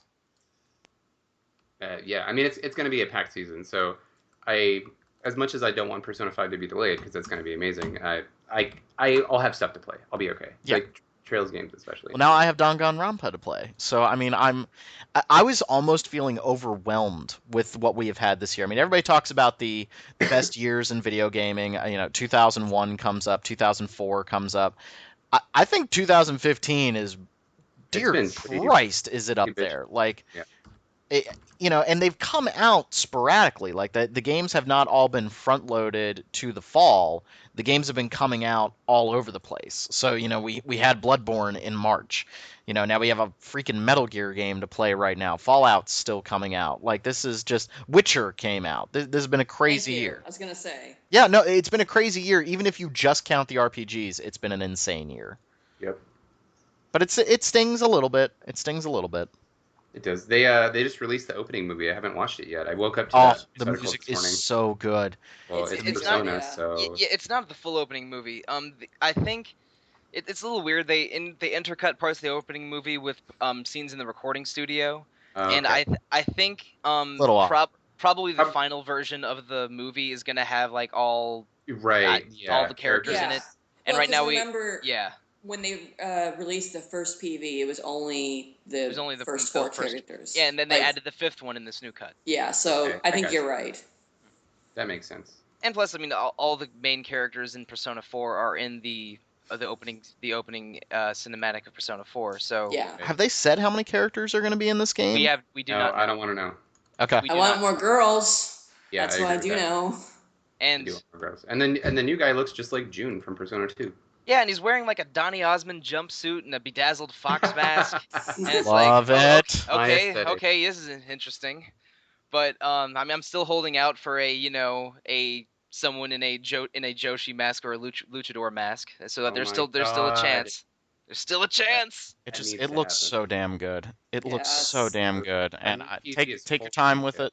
Atlas, please take your time. We Oh, will yeah. wait patiently. We will The, understand. Honestly, I think what I'm most excited about is they're showing more and more of the variety that exists in the dungeons. Yeah. Like this trailer had them like jumping into paintings and moving like side scroller wise through paintings. And escaping a crumbling pyramid with like being Yep. chased by an Indiana Jones giant boulder. Yep. Yeah, the creativity just seems to be off the chart in this game, and I'm all for. And from a series that is generally pretty creative to start with, I'm like, yes, please, more. But I'm with Derek though. I don't want to know anymore. Like And, I'm just like, let's just get this game I'm out. good. I know enough. I don't even want to know the full cast, to be honest with you. Like Yeah. it's impossible to avoid this kind of media blast when they come out because they're so widely publicized and because they come so infrequently. But I would be fine. I don't need to actually know anything else. Like this is good. It would be so cool to open up Persona 5, start it, and not have any idea that it had something like the text messaging system that they showed in the trailer, or to know that you could jump into paintings, or to not even know who 2 or 3 of the playable characters are. Like, I want that. I want that kind of experience. It's not going to be possible probably since we write for a gaming news outlet, but I'm going to do my best to not This overexpose sounds- myself to media. This sounds crazy, but it's refreshing to see a JRPG where characters use cell phones like actual cell phones. Yeah, right? Yeah, Like how there's a fake Twitter in Tokyo Xanadu, and you see the characters texting each other about Yeah. the quest or something in this. That's really refreshing to me. And one thing that's a minor mind blow to me, this isn't really a spoiler.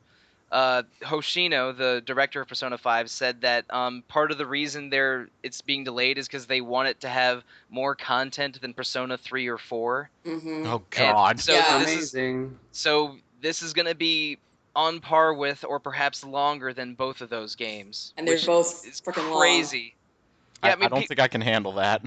I mean, when you describe Persona 3 or 4 to someone, it's like, yeah, conservatively, you'll play this for 80 hours. Yeah. and this is going to be more. I'm okay with this. But It's overwhelming, and I really hope it comes out in America next summer. Not just because I'm a school Well, teacher it's and I'd supposed be to able be a play it. simultaneous release, yeah. It would be really nice. I really want to play that game. That if that's going to be my summer game, like The Witcher was, I am totally on board.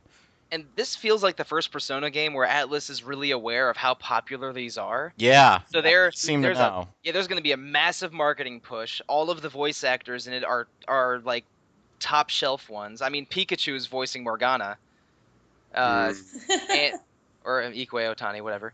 But Yeah. and they already announced a Persona 5 anime. They are going to hit us with the media sledgehammer. Yeah, and that one was that was announced as, we don't know if it's going to be a full series or if it's just going to be like a short / preview. Yeah, Like they, an they OVA just they type just thing. said Persona 5 anime. Could be a one episode OVA for all we know. Yeah, I kind of hope it's more like the Tales of Zestiria Prelude OVA thing, because I wouldn't want an entire series released concurrently, because It's going to be the Ninja Gaiden OVA from the 80s. That's what it's going to be. Oh my god. That would be amazing. Yeah, back when It OVAs really hard to make it that OVAs had to be ridiculously violent and show boobs. That's what it's going to be. Just boobs for random reasons. You guys remember that in the old Vampire Hunter D one? Where like the guy just reaches for the girl's shirt and her boob just flops out, and it's like, yeah, we had to do that. Why? I don't know. We just did. Yeah, speaking of boobs for random reasons, Vanillaware announced a new game too. And did. there seems to be a distinct lack of boobs. I'm okay with this. Yeah, they all seem to be reasonably proportioned students for the most part, Yeah. in a weird, maybe post-apocalyptic, Yes. Japanese metropolis with giant robots. What's this thing called? For the listeners, Evangelion, it's whatever. 13 Sentinels, Aegis Rim. Yeah, we're just throwing everything that we have about giant mecha together. You might as well just call it Evangelion Shinji Pacific Rim. But it looks so pretty. It does look really good. Oh, and now man. that's Vita and PlayStation 4? Is that what they said? I think so. I don't remember, actually. I can't remember. I don't know. I should know. Sounds these things. right. It looks cool though, and again, I love that art style. It's just when it's used in the way we've talked a million times about it. Yeah. When it's been used in that way that it was in Dragon's Crown, it was distracting, and I think it took away from what was a very fun game. But I mean, it still has that sort of 2D sort of like multi-layer. You can sort of see the layers of environment and character and stuff. It looks fantastic. Yeah, it looks like Murasame or Odin Sphere, but man, it's so cool and stylish, and the environments are the city is just gorgeous, and I cannot wait to see more of that thing. It captures that, because there's that end of summer, the cicadas are chirping sort of sunset feel that a lot of anime does, and I think that's one of those pieces of scenery that are so evocative of Japan, that are very, I hesitate to use the word exotic because I know it has problematic connotations, but it is very exotic to the Western audience. And I think that Persona 4 was one of the first games I remember that was set in a modern setting that actually had that kind of ambiance and presented it well and compellingly. And I think that this game has you feel like you're in Japan, and that's kind of the point, isn't it? And as people who, we're all Americans here, unless Mike's Canadian. Speak for yourself. But we're all Americans here, so our exposure to Japan is obviously going to be a little bit different. So I get what you're saying, Derek, but also we want games to embrace that. I mean, there's a reason why I love, the school days style animes, because that's a lifestyle that I've never really gotten accustomed to until I started teaching at a boarding school, and then I started to experience that a little bit. I mean, I teach at and Hopkins, even then, for God's sake. yeah, you do. Boarding schools are not exactly a commonplace in America, so Right. it's not like Right. So everybody's going to have that experience. Do you seriously think I'm Canadian? I just was making a joke. Okay. I'm from the nation's capital. Okay, everybody cover your ears, because it is the Bloodborne Minute. Damn it. Bloodborne DLC, the old hunters, lots of new weapons, lots of new environments. Looks absolutely fantastic. I am so on board. You can talk about Bloodborne when it's directly relevant to news, and Yes. like guilt-free. So, What I'm excited about is I think the number one complaint that game had was that there wasn't enough variety because the weapons were so drastically different. It kind of hampered build diversity because there weren't that many of them. I think that adding apparently 10 new trick weapons, which almost doubles the amount in the game, and the new environments, and they're talking about some of the ways that they're looking at the Chalice dungeons and how they want to change them in updates down the road. I think that game could. I love that game, and I loved it more than Dark Souls because I think it's way more playable than Dark Souls in a lot of ways. But I understand the complaints people had about it. I loved it. I think more is really good. And guess what? I still find that DLC to be way more interesting than anything I've seen for Dark Souls 3. I'm sorry. Like I've watched every video for Dark Souls 3, and I just cannot get it up for that game. Did we learn anything really important about Dark Souls 3 from TGS? Not really. Not really. Except it's got a mana Early meter stage. now. Oh, okay. You now have mana like in Demon Souls. They got rid of the charges that you would have on spells. Yeah, I don't know. Maybe that game's going to be amazing. Maybe it's going to really surprise me. But I just still complete lack of excitement for that game. Me too. Damn, do you need some pills or something, Rob? Pills here. No, it just I don't know. It just it just ain't doing it for me right now, and maybe it will. I'm really excited for when we finally get to see it. I'm excited. Yeah. But for right now, it's just not it's not doing it for me. But Bloodborne looks great. I'm excited. I think it's coming out at just the right time. I really recommend people play that game with a buddy because of how easy they've made it to co-op with people using the password system. My buddy Nathan and I have played through almost all of Bloodborne together, and that's something I couldn't Yeah, do but in the old Souls games. that removes. I think that removes a crucial element of the experience for a lot of people. Like That- Steven doesn't want to do that, and I think there are a lot of people like that. That is 100% true, but now my only counter to that is when the game has been out for a long period of time and the community is kind of dead, I think you're going to want the ability to play with people that you know. Like the community for Demon Souls is dead. And I would really like to be able to play that game with like some buddies of mine. I love the ambiguity. I agree with you, Derek, but I think that this is long-term thinking on their part. Like make sure that people can still go back and play this game. Like because of the way Demon Souls has been built around its aspect of community, with the community being dead, there's no reason to play it anymore. Well, I don't think anyone's complaining about how they opened it up. It's nice to have options, but Yes. Right. it's people, people like Steven are probably going to want to play it on their own, regardless of whether or not you can team at someone who's like 100 levels higher than you, just because. Steven's going to play it blindfolded with a beer in one hand and then talk about how the game's not hard. Like, that's what he's going to do. Because Steven's just way better at video games than I am. Like, of course, I'm complaining about Metal Gear, and he's like, well, actually, I didn't have a problem with the skulls. I found them to be very Shut up, Steven. They were terrible. They are awful. But we love Steven. Yes. We miss him. Are you sure? It doesn't sound like it. No. And we love Kingdom Hearts 2.8. Dear Christ, why?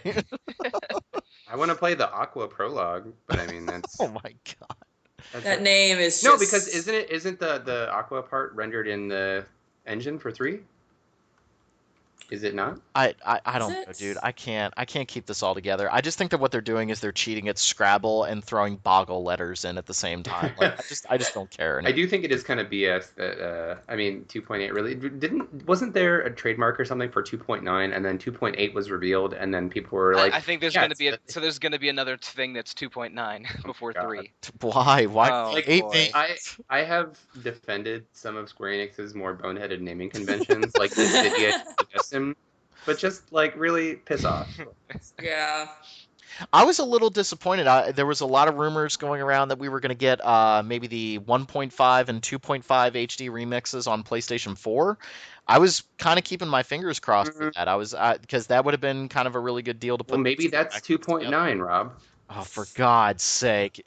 No, that's true, right? You know that's what they're going to do, just to Yeah. make my life a living hell. Why don't you rebuy all these things that you already bought on PS2 and then PS3? Buy more! Buy more!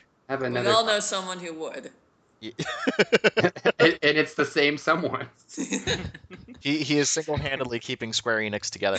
I was a little Somebody's got to do it. I was a little upset that there was no new Dragon Quest 11 stuff. Like they showed Dragon Quest Minecraft, and that's Yeah. nice, but they didn't no Dragon Quest 11. That bummed me out, and Yeah. still no Dragon Quest in America talk. They did I think That's- they did announce one other Dragon Quest thing, but it was they're doing a complete version of 10 that just has sort of more of the DLC stuff baked in. I think it's for PS4.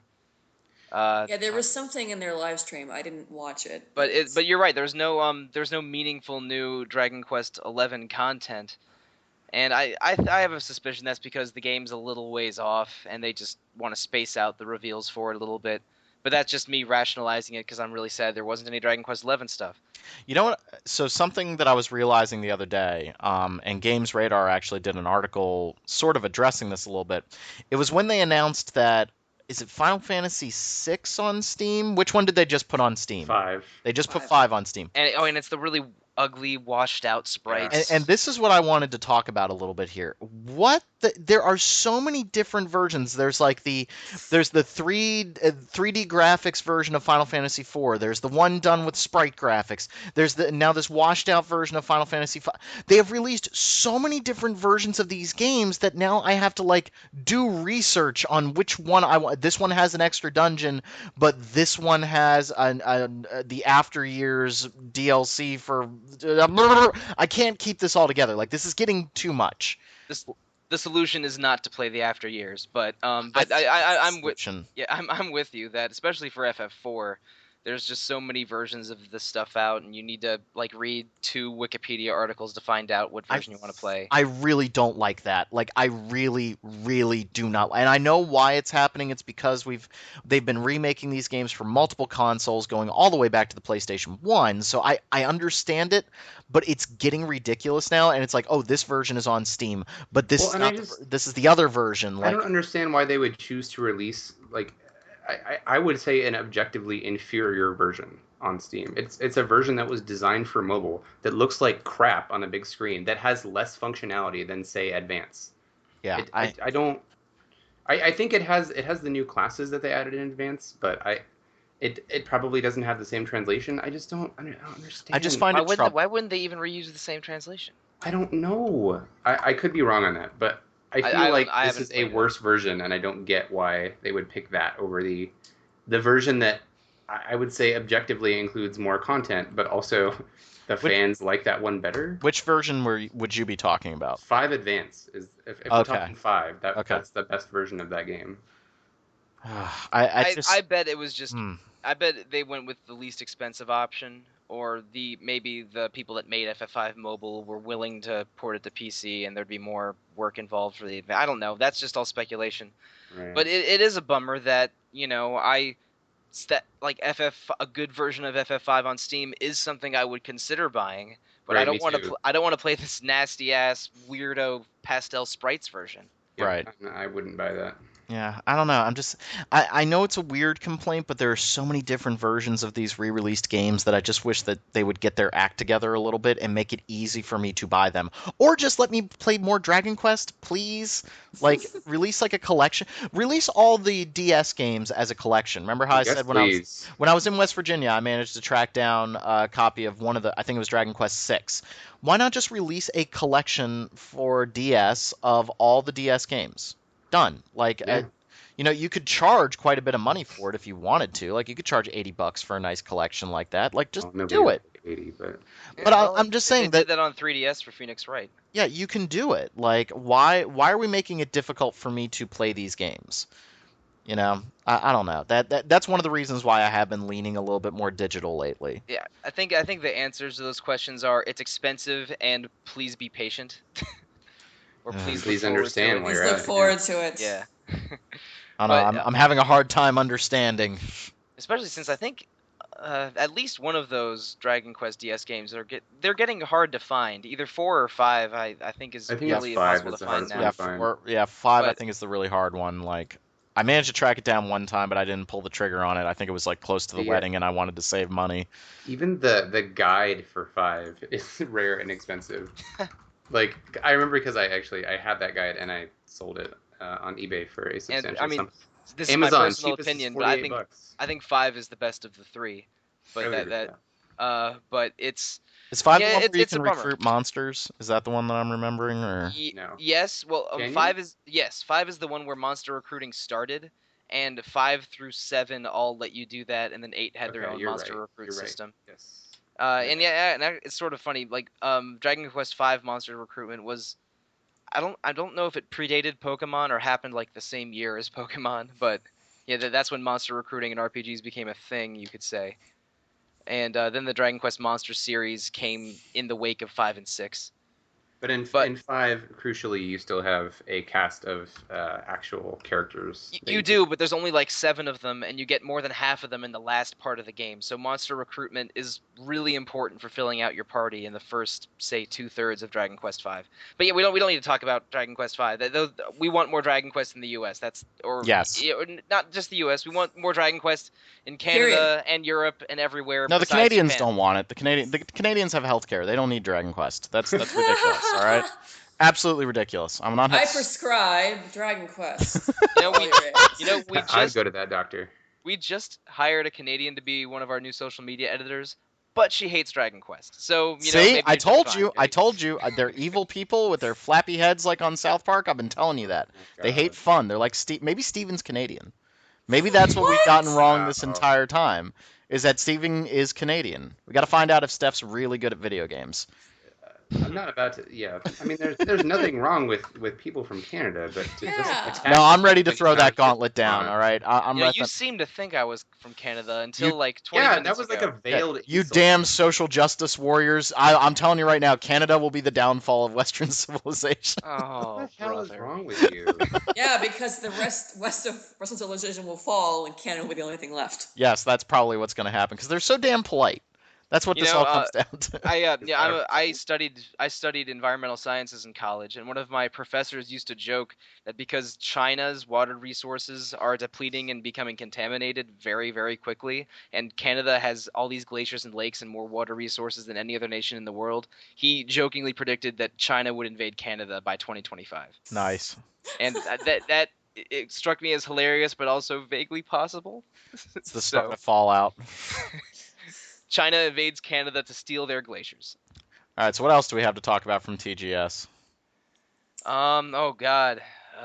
Final Fantasy 15. Please look forward to it. Whole Well- bunch Good. of The new- random Vita stuff, like this Project Setsuna thing. Oh yeah, that Which was cool. looks That's on good. PS4 also, I heard yeah. Chrono Trigger being thrown around with that, and I was like, really, Is- really, we're gonna is- start that already? Is Setsuna multi-platform? Is it Vita only or is it PS4 Vita? I think it's Vita only. I want to find our news story about it, but there's so much. Ah. There's so much. It is PS4 TGS and news. Vita. Yeah, Okay. yeah, I thought so. But yeah, it looks like it's a snowy environment.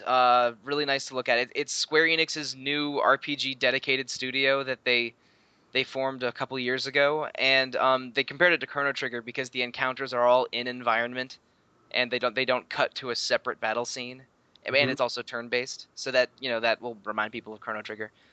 But it looks really cool. It looks nice, yeah. The music's beautiful. Mm-hmm. It has a formal name now. Ikenie Toyuki no Setsuna. It's like Brilliant. snow and sacrifice something Setsuna. Snow sacrifice. Oh no, It was Man. right there. It was right there. I had You to. beat me to it. Oh Fresh meat. man. That Which was is like the brilliant. entire opposite feeling from that game to this one. Like Yeah, this is all pretty anime characters walking through a cute little snowy environment, and no, snow as soul sacrifice is different. I love Snow Sacrifice. I think Game of every the year. snow sacrifice. Oh, Uh, I think I've accidentally mentioned Ace Attorney like 4 times in this podcast, but they gave new details in Ace Attorney 6, Yeah. Cool. and it's crazy. He goes to a foreign country where mediums determine the guilty verdicts, and he has to show them the error of their ways or something. Hasn't he been it looks using crazy. medium for years? Yes, the Phoenix Wright Ghost Trick guy really likes spirits in the afterlife and Spirits with incorporates big boobs. That's what and- he likes.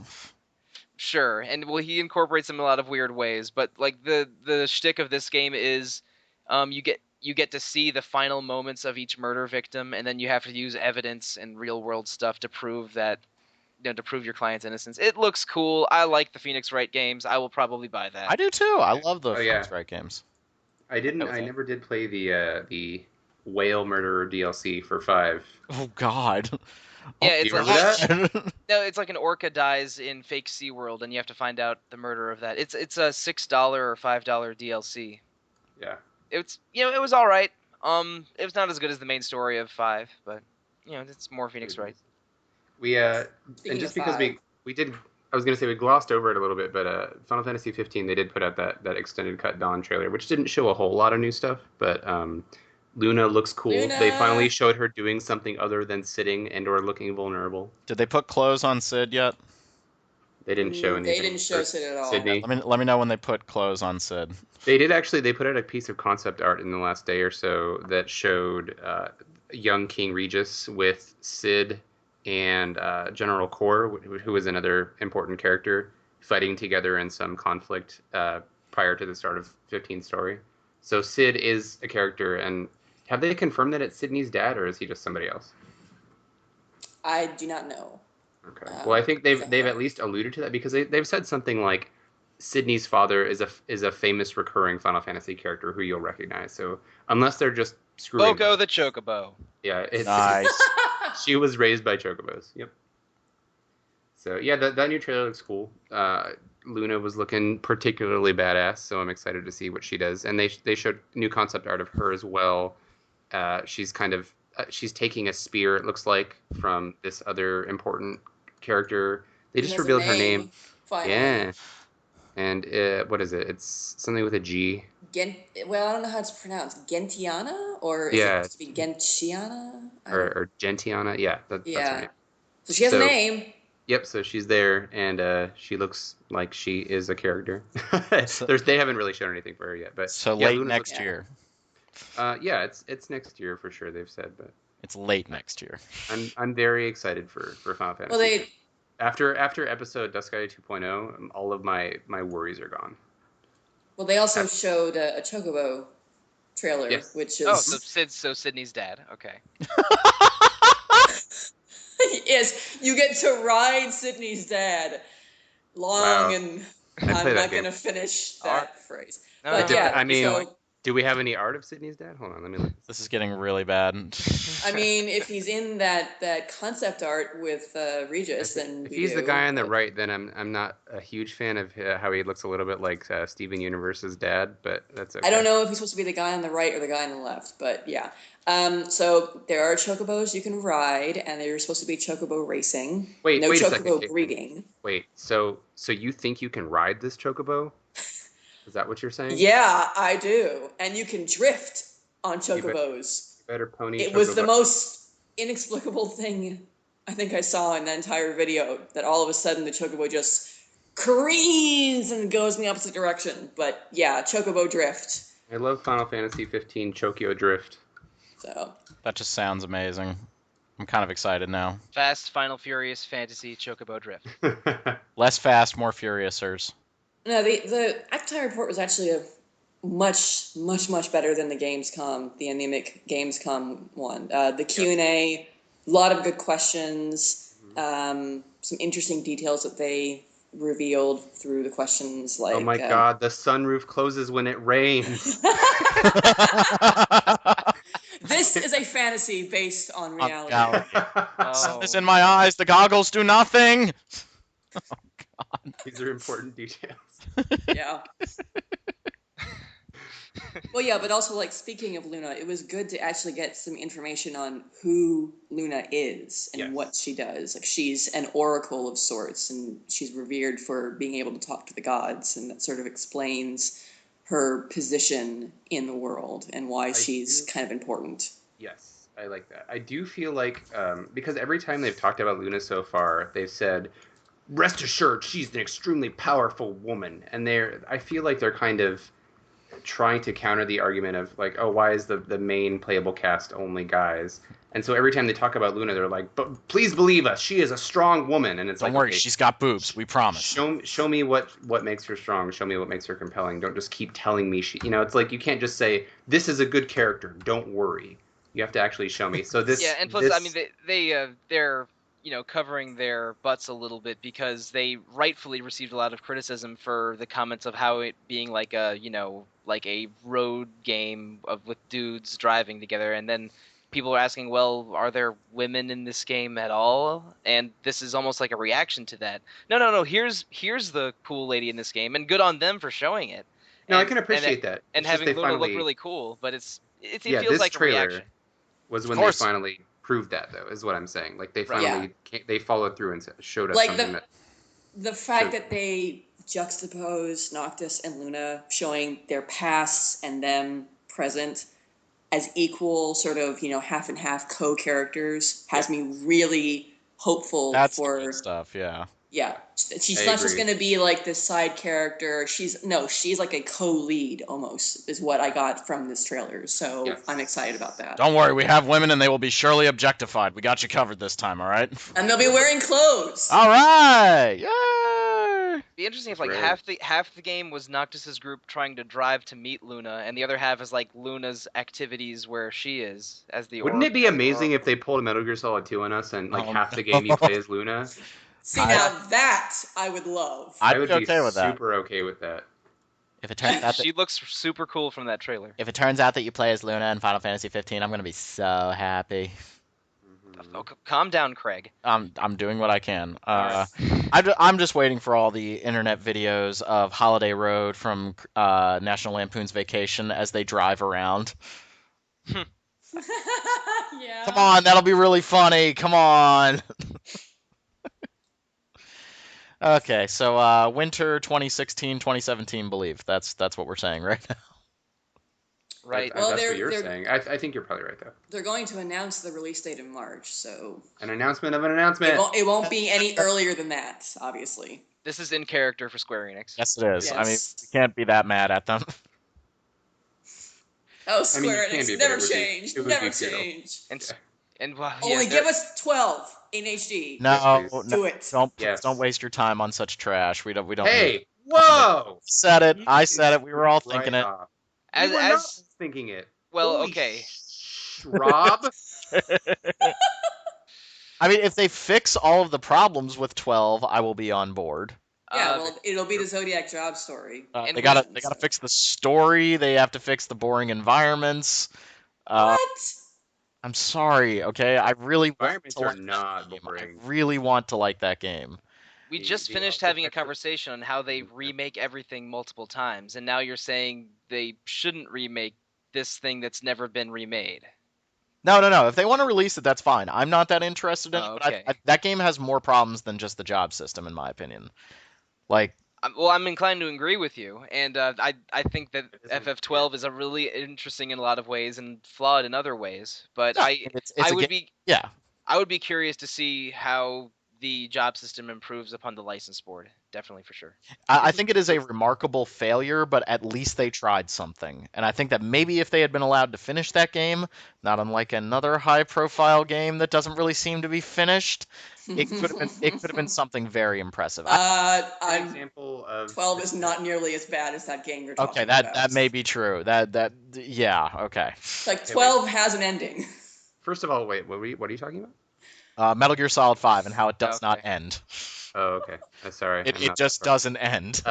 No, I mean 12 it's an example of a game that's like not perfect, but we still love it anyway. I think there's so much charisma to the setting and the dialogue and everything that people like Caitlin and I really enjoy it. Caitlin and I will always rep the FF12 fan club, Bosch for life. Okay. Yeah, It's- that's what Yes. I'm going to get to, is you both It's- Bosch fanboys. That's what this is, okay? Internet high five, Bro. Derek. Yeah. Well, it's definitely a flawed game, but it's still one of my favorites. I am not ashamed to admit that I'm a Bosch fangirl. He's my favorite Final Fantasy character, so I do yeah, like him. I like him. Our news editor Josh Curry adores FF12 and really wants to have it on Retro Encounter. I really Oh, It's Wish I think it's his favorite Final Fantasy. I just wish that game would stop putting the interesting characters as guest characters, because the main cast just stops doing anything of interest about midway through the game. I wouldn't say it's mostly like Vaughn and Pinello stop doing anything. I don't know. Bosch kind of starts taking a back seat about midway through the game. Like I don't know. That game is weird. yeah, I Well- want Bosch DLC. I would take Bosch DLC. I would. At Yeah. least he doesn't have, freaking Vaughn's scary seashell ribs. Like, I'd also would take a director's cut where Bosch is the main character like he was supposed to. I am okay with that as well. Again, Yeah. it's I have like that. I have heard at like various points of development, Balthier, Ash, and Bosch were all the main character. I don't even know what to believe there's anymore. 3 different games we're going. Well, they are the 3 characters that impact the plot the most. The other 3 really don't. Yeah, Ash is ostensibly the main character after about, I don't know, a third of the way through. Yeah. So. Which I'm cool with. I like Ash a lot as well. She's different because she's so angry, which is unusual. Is pissed. Yeah. I love it. It was a bit of a surprise when she started just being super like aggressive in the last part of the game, like during the negotiations with the diplomat and stuff. It was tired. That was such a really cool way to sort of flip the gender stereotype on its head. It's not a guy who's seeking revenge for his, wife or daughter or whatnot getting axed. No, it's a girl seeking revenge for her kingdom getting screwed. Well, she's also not using her sexuality to get what she wants. Like, she's not, cozying up to Bosch like, She's not pulling a Cersei from Game of Thrones, which I really like. That's another stereotype that would just be used over and over again in fantasy fiction, the female character who's only getting what she wants because she gives those people sex. And instead, no, Ash is just a badass, and you don't screw with her. I mean, outside of her outfit being kind of, she doesn't use her body as a weapon. That was the excuse they've always used, is that it's hot in that world. Then they go to the mountains where it's not hot, and it's like, damn, girl, put some pants on. Ash just comes out in sweatpants and a hoodie. That would be amazing. I'd be totally on board for that. If Ash came out with sweatpants and a hoodie, I'd be so. And with no makeup and her hair not being perfect. Just like, I just can't even. That's unlikely. I just can't even. It's like first period class at 8 a.m. You really think I'm going to go out of my way to look good? Screw you. Like, come on. I'm not trying to impress anybody. I'm just trying to learn physics. Damn it. TGS. They're remaking Final Fantasy Adventure Seiken Densetsu 1 again. Yeah, but I think it's more in the spirit of the original Game Boy release. Yeah, I mean, I loved that Game Boy game and didn't love Sword of Mana. So if this is actually good and I can play it on the Vita, then I would probably give it a shot. It seems fairly unlikely that it'll come out here, and if it does, I have a bad feeling it's going to be just the phone version and not the Vita version. No. But it's, again, my issue isn't that I necessarily hate phone games on principle. I abhor having to use a touch interface with virtual buttons for a game that was designed to use for buttons. Like, this is an action RPG that has, I mean, if I'm remembering the Game Boy game correctly, some tricky boss fights. Yeah. So like manipulating a phone touch screen to do that kind of thing does not seem like a good idea. But I mean, anyway, I don't even know if they showed any gameplay, but the art that they've shown for it looks really good, and I have a lot of affection for the Mana series, even though they haven't had a good game in ages. Yeah, true. Because it's sort of sad. Like, Secret of Mana is great, Seiken Densetsu 3 is great, and then from 1997 onward, it's just been a bunch of bad games. You mean you didn't love Heroes of Mana, the weird-ass RTS for DS? Or Children of Mana, the weird-ass giant tower action RPG, or Dawn of Mana, the absolute garbage Unreal Engine RPG. Right. I feel like Children of Mana was the closest we've gotten since then, and even then it was... No, that was... I mean, geez, I bought 2 of those and really regretted it. But I'm almost worried that the series is going to fall by the wayside. But maybe not if they keep doing remakes, so whatever. Well, I think if Final Fantasy Mana Adventure / if this Seiken Densetsu remake does well, then maybe they'll realize that people like the Mana series for being good action RPGs, and they'll continue making games in that vein. Because isn't it the series anniversary of some sort, like 20th? I don't know. I thought we just celebrated... a lot of anniversaries right now, dude. It's the 20th anniversary of Resident Evil. I couldn't get over that. Are you kidding me? No. Okay, it's got to be... Oh my god, I feel old. Yep. I don't know what year that came out. I'm curious now. See, I think that what everybody wants out of that Mana series, as somebody who has very limited exposure, is they want what Derek's saying, is they want a co-op role-playing game, and it seems like they just can't get that right. Yeah, it's like they've forgotten what people wanted in the series, because as Mike mentioned, there was the Dawn of Mana was like, use the Unreal Engine to throw objects around, and Heroes of Mana was, you wanted to play StarCraft but with mana, right? Like, no, what? Speaking of not knowing what the fans want in Resident Evil, yeah, they announced another first-person shooter co-op game. Because that's what everybody... Because Operation Raccoon City was so great. I know. Again, it's like this bizarro world of just like, are you guys listening, or are you just getting like really rough translations of what we're saying? Wait a minute. They said they don't want more of this. Holy crap, guys. We've been doing this wrong the whole time. Sounds like a Square Enix I don't know, like 3 years ago. Or Square Enix at their E3 press conference. Okay, Oh, I've been wow. doing some background research. Next year will be the 25th anniversary of Final Fantasy Adventure Seiken Densetsu, Wow. and there 25. was some gameplay shown in a trailer for it that it just slipped through the cracks because there were so many trailers from this weekend. Where's Okay. Chrono Break? Can God link damn that it. to me, Mike, would you? Sure. Well, yeah, we have a link on the RPG fan front page, Okay, never mind. and I had to dig a little deeper to find that the first one was 1991. So Okay. yeah, it looks neat. The music's nice. It's still confusing whether it's a Final Fantasy game or not. It got so that whole mess of Saga and Final Fantasy Adventure I know. on Game Boy is really complicated to explain. Final Fantasy Legend, Final Fantasy Adventure, neither of which are actually Final Fantasy. Well, I think Seiken Densetsu started out as Final Fantasy It's like Final Fantasy Gaiden. Gaiden Seiken Densetsu, and then from after that it was just Seiken Densetsu blank. Yeah. But whatever, it's confusing. Kingdom Hearts isn't the only Japanese RPG series that has confusing nomenclature. That is 100% true. Yeah, like Star Ocean 5. Integrity and faithlessness. Wow. Really? Yeah. That's wow. That That's sounds the like title. 2 nouns from a Japanese English dictionary. I love Infinite Undiscovery. Right, yeah, I was just about to say. That game sucks.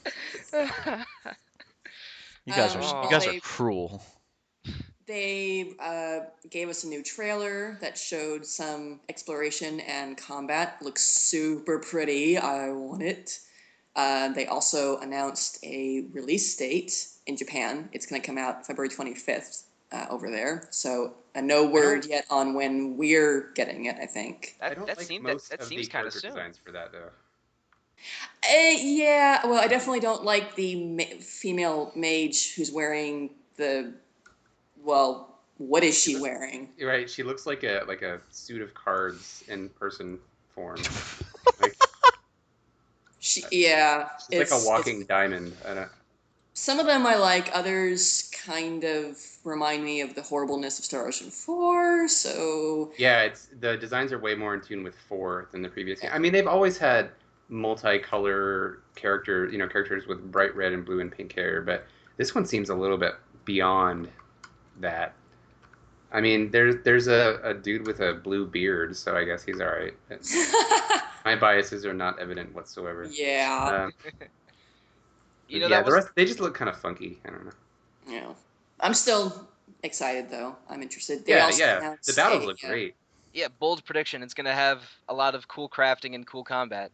Oh, man. And it's going to have some sick battle tunes with probably power guitar. So. Yeah.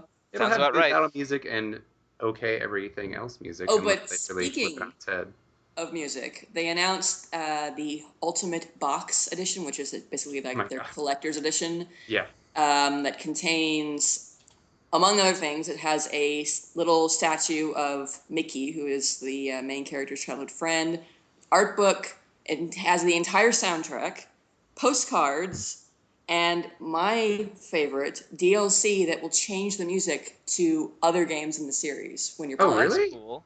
Yeah. I hope you can buy that separately. Me too. It's gonna be expensive. It's gonna be like $200 something plus, I think. It's 25,000 yen, so about $250. $50,000, yeah. So a little bit less because the dollar is stronger than the yen right now. But that's really neat. Like in some of the Tales games, by equipping costumes from other series, you can have music play from that game. Yeah. Like I did that throughout Tales of Graces. I had one of the characters wearing a Tales of the Best costume because I couldn't stand the rest of the battle music. I had Mila wearing Tales of Fantasia outfits most of the game, so I could have Douse music play for the boss fights. It was pretty great. I like that. That's a cool feature. It is a cool feature. I hope it's available separately though, because that would suck if it isn't. And also recent Star Ocean news, they're remastering Star Ocean: The Second Story again. Yes, I'm so excited. That's my favorite one, but that's kind of weird. Like that they're just porting the PSP version. I'm not sure how much they're upscaling it or remaking it, but it looks like it's PS4 and Vita, or maybe just Vita. But it's PS4 and Vita. Yeah. Okay. So yeah, that's cool. Although- I mean that's I'm not wrong. That's the consensus, like almost everyone's favorite, right? I think so. Yeah. It's the one I Yeah. hear the most about by far. Because one was the one who pioneered it. It was cool for being a sci-fi RPG in its day. It was Super Famicom, right? Yes. And then the first it's- one to come out it's- here was 2. Yeah, and the remake of one, the Super Famicom version of one, has really bad action, like enemy targeting for its combat. It's hard. It's Okay. the Super Famicom version's a hard sell. I tried to play it once Yeah. upon a time, And but then the 3 Vita, has the PSP worst version's plot good. twist. Yeah. 3 is the Right. worst plot twist of all time, and then 4 has some of the worst voice acting. and characters I of will all time. continue to disagree about 3, but Whatever, But we Caitlin. don't- Just we- because you're intelligent and I respect you, ugh, you just disagree with me. I like 3. We won't get into it because It has good combat and good crafting. It sure does. You can break that game with crafting. It's kind of fun. Yes. I mean, that's what I associate with the series, honestly. I don't- If it wasn't What clear was already. what was the weapon? It was like a light sword weapon that you could just continually craft and add to, and it became ridiculously overpowered. That sounds right. Yeah. I forget what it was called, but yeah, that was like how I got through the bonus dungeons at the end. Was basically just taking advantage of that. Fighting actual Lenneth Valkyrie at the end. Yeah. Oh, So cool. Speaking of which, where's Valkyrie Profile Horist? Come on.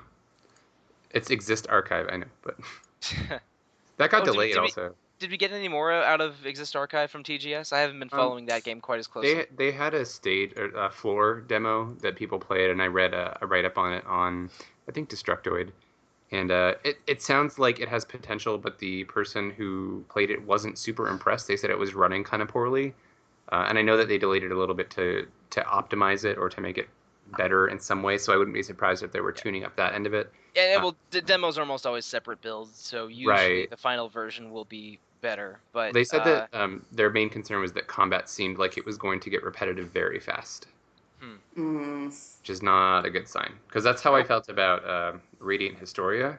'Cause Yep. Yeah. The battles in that game just like they wore on me so quickly, and I enjoyed the rest of what the game had to offer. But yeah, I thought the combat in that game was really fun for a while, but then every encounter sort of ends up the same. Like, Yeah, they like didn't have enough to. variety, and also I couldn't stand the maps because like the screen was so scrolled in when I was like Yes. exploring that I had to like hug the walls to figure out where the hell I was going, and that just yeah, the first castle I got to, I was like, I'm done with this. Like, I had the same feeling actually. okay, see, great minds think alike, Derek. We don't always I- have to disagree. I really like thanks. Radiant Historia, but I didn't come close to 100%ing it, so I don't know what the true ending is, which bothers me a little, but I didn't feel like Oh, visiting it's it. pretty important, I would say. Yeah, I didn't feel like following through and revisiting it because I had a zillion other games to play. Yeah, unsurprising, just too many games in general for everyone. Too many games. This is not a bad problem to have. No, it's not. Guys, there are too many games. Here are some more games. 20 Please be excited. 2015 has been too many games, and I'm okay with that. 2016 is probably going to be too many games too, based on what we have The coming best out. part. Yeah, next year we have potentially Persona 5, Final Fantasy 15, and Dragon Quest 11 coming out in the same year, and that's not even counting like the next Trails of Cold Steel game or Bravely Second Anything. comes out in English. Bravely Second in what Mhm. January or February. Yeah, everything. I think April, but yeah, it's just, and I don't know. My secret hope is that we get Tokyo Xanadu in English next year. Yes, I hope Uh, so. I want that game. I want that game so much, man. But I'm considering importing it even. If I wasn't pretty sure that we were getting it, I would think about it too. But I might import a soundtrack because they're releasing a full soundtrack like a week after it comes out. Oh, are they? Okay, because Yeah. I know there's a limited edition that comes with it, or at least a sampler, right? Because Yeah, I was looking at this um, at CD Japan. Because I mean, this will date when we're recording this, but it comes out in Japan next week, and then there's a special edition that comes with a full soundtrack, and then the soundtrack has a separate release date in October. So I haven't been doing research on this at all, guys. I mean, this is just off the cuff. no, obviously. yeah, you just kind of. It just came to me in a dream. Speaking So, of yeah. soundtrack stuff, actually, That game looks great. I think that we had actually mentioned something about this at some point on the show. I don't remember when, but we were talking about some of our favorite game soundtracks. And I think at least Steven and I agreed, if we were on the same show, or rather, if we were the only ones on that episode who talked about it, that we really love the Legend of Mana soundtrack, and we want an arrangement album. And they announced one, and it's right. actually coming out in like a week or two. I think it's Yeah, that's- September 30th is when that comes out. That's crazy. We're finally getting Legend of Mana and Chrono Cross release And Chrono albums. Cross, yeah, Chrono So Cross it's- Chrono Trigger. So it's just, Mm. I mean, I think both of those games came out in 99, 2000. So it only took them 16 years, but Right, good on them. They Cross got and there. Mana came out. That was the summer of Adventure, if you recall. Well, I mean, how long is it Oh, taking them to God. get Final Fantasy 15 out the door? Well, Square Enix isn't known for their punctuality. I- And yeah, Laura Shigihara is collaborating with Yasunori Mitsuda on the Chrono Cross Arrange. So that I'm very excited about that.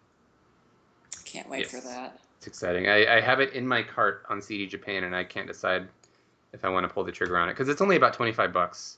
But then shipping is like 15 more. I just pulled the trigger on that $300 Bloodborne Puddle of Blood statue. Did you What? seriously? Oh, really? I pulled the trigger on it. I did it. Wow. My wife is an enabler. She was like, "That looks awesome. That is going in our office." And I was like, "Okay, babe, if you say so." Oh, Marry her oh, again. No, that's how I ended up with the Sky when like the Amazon orders got all screwed up for the Final Fantasy art book. I was like, "Oh man, I guess I just shouldn't buy it." Give Jackie 5 minutes. She found it at some Canadian bookstore. Like, see, the Canadians, they were hiding Final Fantasy from me. It all comes full circle. Oh my god. Ah, boy. Blame Canada. Blame Canada. Canada. This again. This is Oscar just nominated. That is true. a tiny news bite. They revealed a new Saga game finally. Saga of Romancing Saga, Saga Frontier. It's Is that Kawazu, I Hate You, directing that game? Kawazu. I hate you. Well, I mean, that guy just hates everyone with his battle systems and stuff. Like, look at Final Oh. Fantasy II. My God. He just has some unorthodox ideas. But I want your party members to punch each other as hard as they can. That is What how they will system? get more hit points. What system it's is for- that coming out on? It's Vita. It's called Saga Scarlet Grace. Did And, Square Enix just like announce 7 Vita games in the There- same Yeah, year? there were In a the lot same of year Vita. that Yeah. in the same year that Sony's like, we're not going to develop first party on the Vita much anymore. It's kind of amazing. And then even Gravity Rush 2 is going straight to PS4, right? Yeah. Right. Yeah. And there's a director's cut of Gravity Rush 1 upscaled. It full needs Yeah. to do respect because that game has great ideas and some pretty terrible execution spots. I don't know anything. I just hope it controls better. Honestly, Yeah. I feel a lot better as a Vita owner now, seeing all of this Vita news happen at TGS. I agree, yeah. I was Yeah. half expecting Persona 5 to get some kind of Vita announcement. I was half expecting it, but I'm pretty I would sure. buy it. I'm pretty sure Persona 5 Golden Fest is going to be like Vita and PS4 in Golden Fest. 2018 or something. sweet. Yeah, I know something said Golden Fez for a second. I was No, like, no, no. What? Fez something entirely No, different. it's the same, except the main character Harry Potter Coon has a bright gold little Moroccan hat on. freaking Harry Potter coon. Awesome. He's cosplaying as Morocco Mole. Oh my god. All right, Okay. guys. So the only other piece of news I have has to do with 14. Final Fantasy 14. Got to talk Yeah. just a little bit about it because we got some more details about the upcoming patch 3.1. The bad news is it's not coming out as soon as we hoped it would. It's now set for a release date somewhere within the first 10 days of November. So we got to wait. I know, yeah. Oddly specific. Yeah, well, it's Square Wow, you're Enix. right. That's so weird. Yeah, we originally thought it would be coming out around the time of TGS, but Eventually, not so Square much. Enix is just going to start giving you math problems. You must solve this riddle and figure out the release date. That's pretty in character, yeah. Final Fantasy 14 3.1 is Frog Fractions 2. Game will be coming out in 122 over 4 days. Yes. Quick, somebody You do the math. find the square root of 13. We're going to figure this out. 3.7 and change. It also has a name, a title. It's called As Goes Light, So Goes Darkness. And for anyone who finished Heaven's Word, the very end of Heaven's Word, that's going to have a lot of meaning for it. I'm super excited about what we'll learn. Hmm? They went over 3 sort of basic things. They showed us footage of Void Ark, which is going to be the new 24-man raid, similar to the Crystal Tower series from 2.0. Is it like the Ark summon from FF9 or something? It's a gigantic ship that you're exploring that is super badass looking. That sounds like So Ark it's FF9. all a glow with like purple crackling energy, and it's floating in the sky. And Yeah, you actually can see it in Heavensward right now. It flies around in one of the fields, Oh, but cool. you're actually going So- to get to go run around in it. So Yeah, It's- I'm taking this as someone who is neck deep in Final Fantasy lore but has never played 14. So I wouldn't be surprised if they tie it into a past FF, because that's what they've been doing. There's a story beat in Heavensward that is as of yet unresolved that has to do with the Warring Triad from Final Yeah. Fantasy VI. The three statues that Kafka throws out of balance. And I'm destroys aware. the world. Yep. Yeah. Goddess, Doom, and the third one. Yep. Yeah, and Kefka being the one. Kefka And being the those- one Final Fantasy villain that actually won. yeah. So I Spoilers wouldn't for be surprised. 1995. Jerk. I know, right? I know. Yeah, How dare I you. think you might be onto something there, Mike, because there's something as well. I won't say anything, but there's a hugely well-known Final Fantasy summon that has everything to do with the final boss of Heavensward. So Oh, okay. yeah, Oh, I know what that is. I was spoiled on it. yeah. But it seemed like a really cool boss encounter, it's actually. so it is. God, 'Cause I want to talk about it, but I don't want to spoil people. Because I mean, I categorically avoid MMOs, but I like Final Fantasy, and I like Warcraft 2 and 3. So as the new expansions to those come out, I look up and see like what the bosses are and Yes. what just so like it's like, oh, they finally found Deathwing in World of Warcraft, like things like that. But I don't actually play them because if I played an MMO, no one would hear from me ever again. I know you're already into your Diablo 3 season enough. Not an MMO, doesn't count. Dude, my buddy just hit 234 on Paragon level. I'm like, you're insane. Like, I have a couple friends in my friend list over 300, which seems insane to me, and I'm right at 190, I think. But yeah, witch doctors are super good in this patch, so on a whim, I picked a good new character to try. I told you, man, Okay. Witch Doctor's the way to go. No, but I mean now they're actually top 3 in leaderboard classes. Like monks and barbarians are the best this patch, but witch doctors are probably third. Well, Witch Doctors have always had the high survivability, but like in terms of raw damage output, they haven't been that great. But They have jars of spider. I know it's like one of the best things ever. It's my favorite thing. I love it so We actually have a whole lot of African art downstairs in my office now because Jackie's family used to live in Africa when she was like a real small kid, and I just love that, like playing as the Witch Doctor with all this art around. Like Between love that and the aesthetic. Bloodsborne statue, Jackie sounds like a very interesting interior decorator. We kind of we have fun. We have fun. Where's her Sailor Moon statue at? Oh, okay, there's It's right next to the expensive Bloodborne Yeah, statue. Bloodborne there's statue. her shrine to Pinkie Pie from My Little Pony: Friendship is Magic. Because I married Pinkie Pie. I really Jesus. did. Yeah. All right, I I'm did. leaving. All right, everybody. I think this was a good podcast. I think we got back into the swing of things a little bit. Again, I want to apologize to the fans for this taking so long to get out there. I hope you guys understand that life sometimes hits you in the balls, and it can. Please take a while. understand. Yes, please Especially if understand. you're Caitlyn, apparently. Like, Yes. I'm sure Caitlyn gets hit in the balls all Well, I the- mean, No, it misses all the time. it's strangely enough. Strangely enough. It's like it's passing through air. It's like there's nothing there. I wonder why that might be. I'm just hanging my head in shame right now. Yeah, you messed up. So yeah, look forward to episode 100, but we wanted to give you guys this little preview sample of what we're up to. So, there will be story There's hints. a lot to talk about. There will be story hints and prologues and things in this podcast leading to what we will eventually talk about. Oh my god. All right. For Derek, Mike, and Caitlin, thank you all for listening, and we will see you all later. See y'all. Bye. Bye. Bye. Yeah.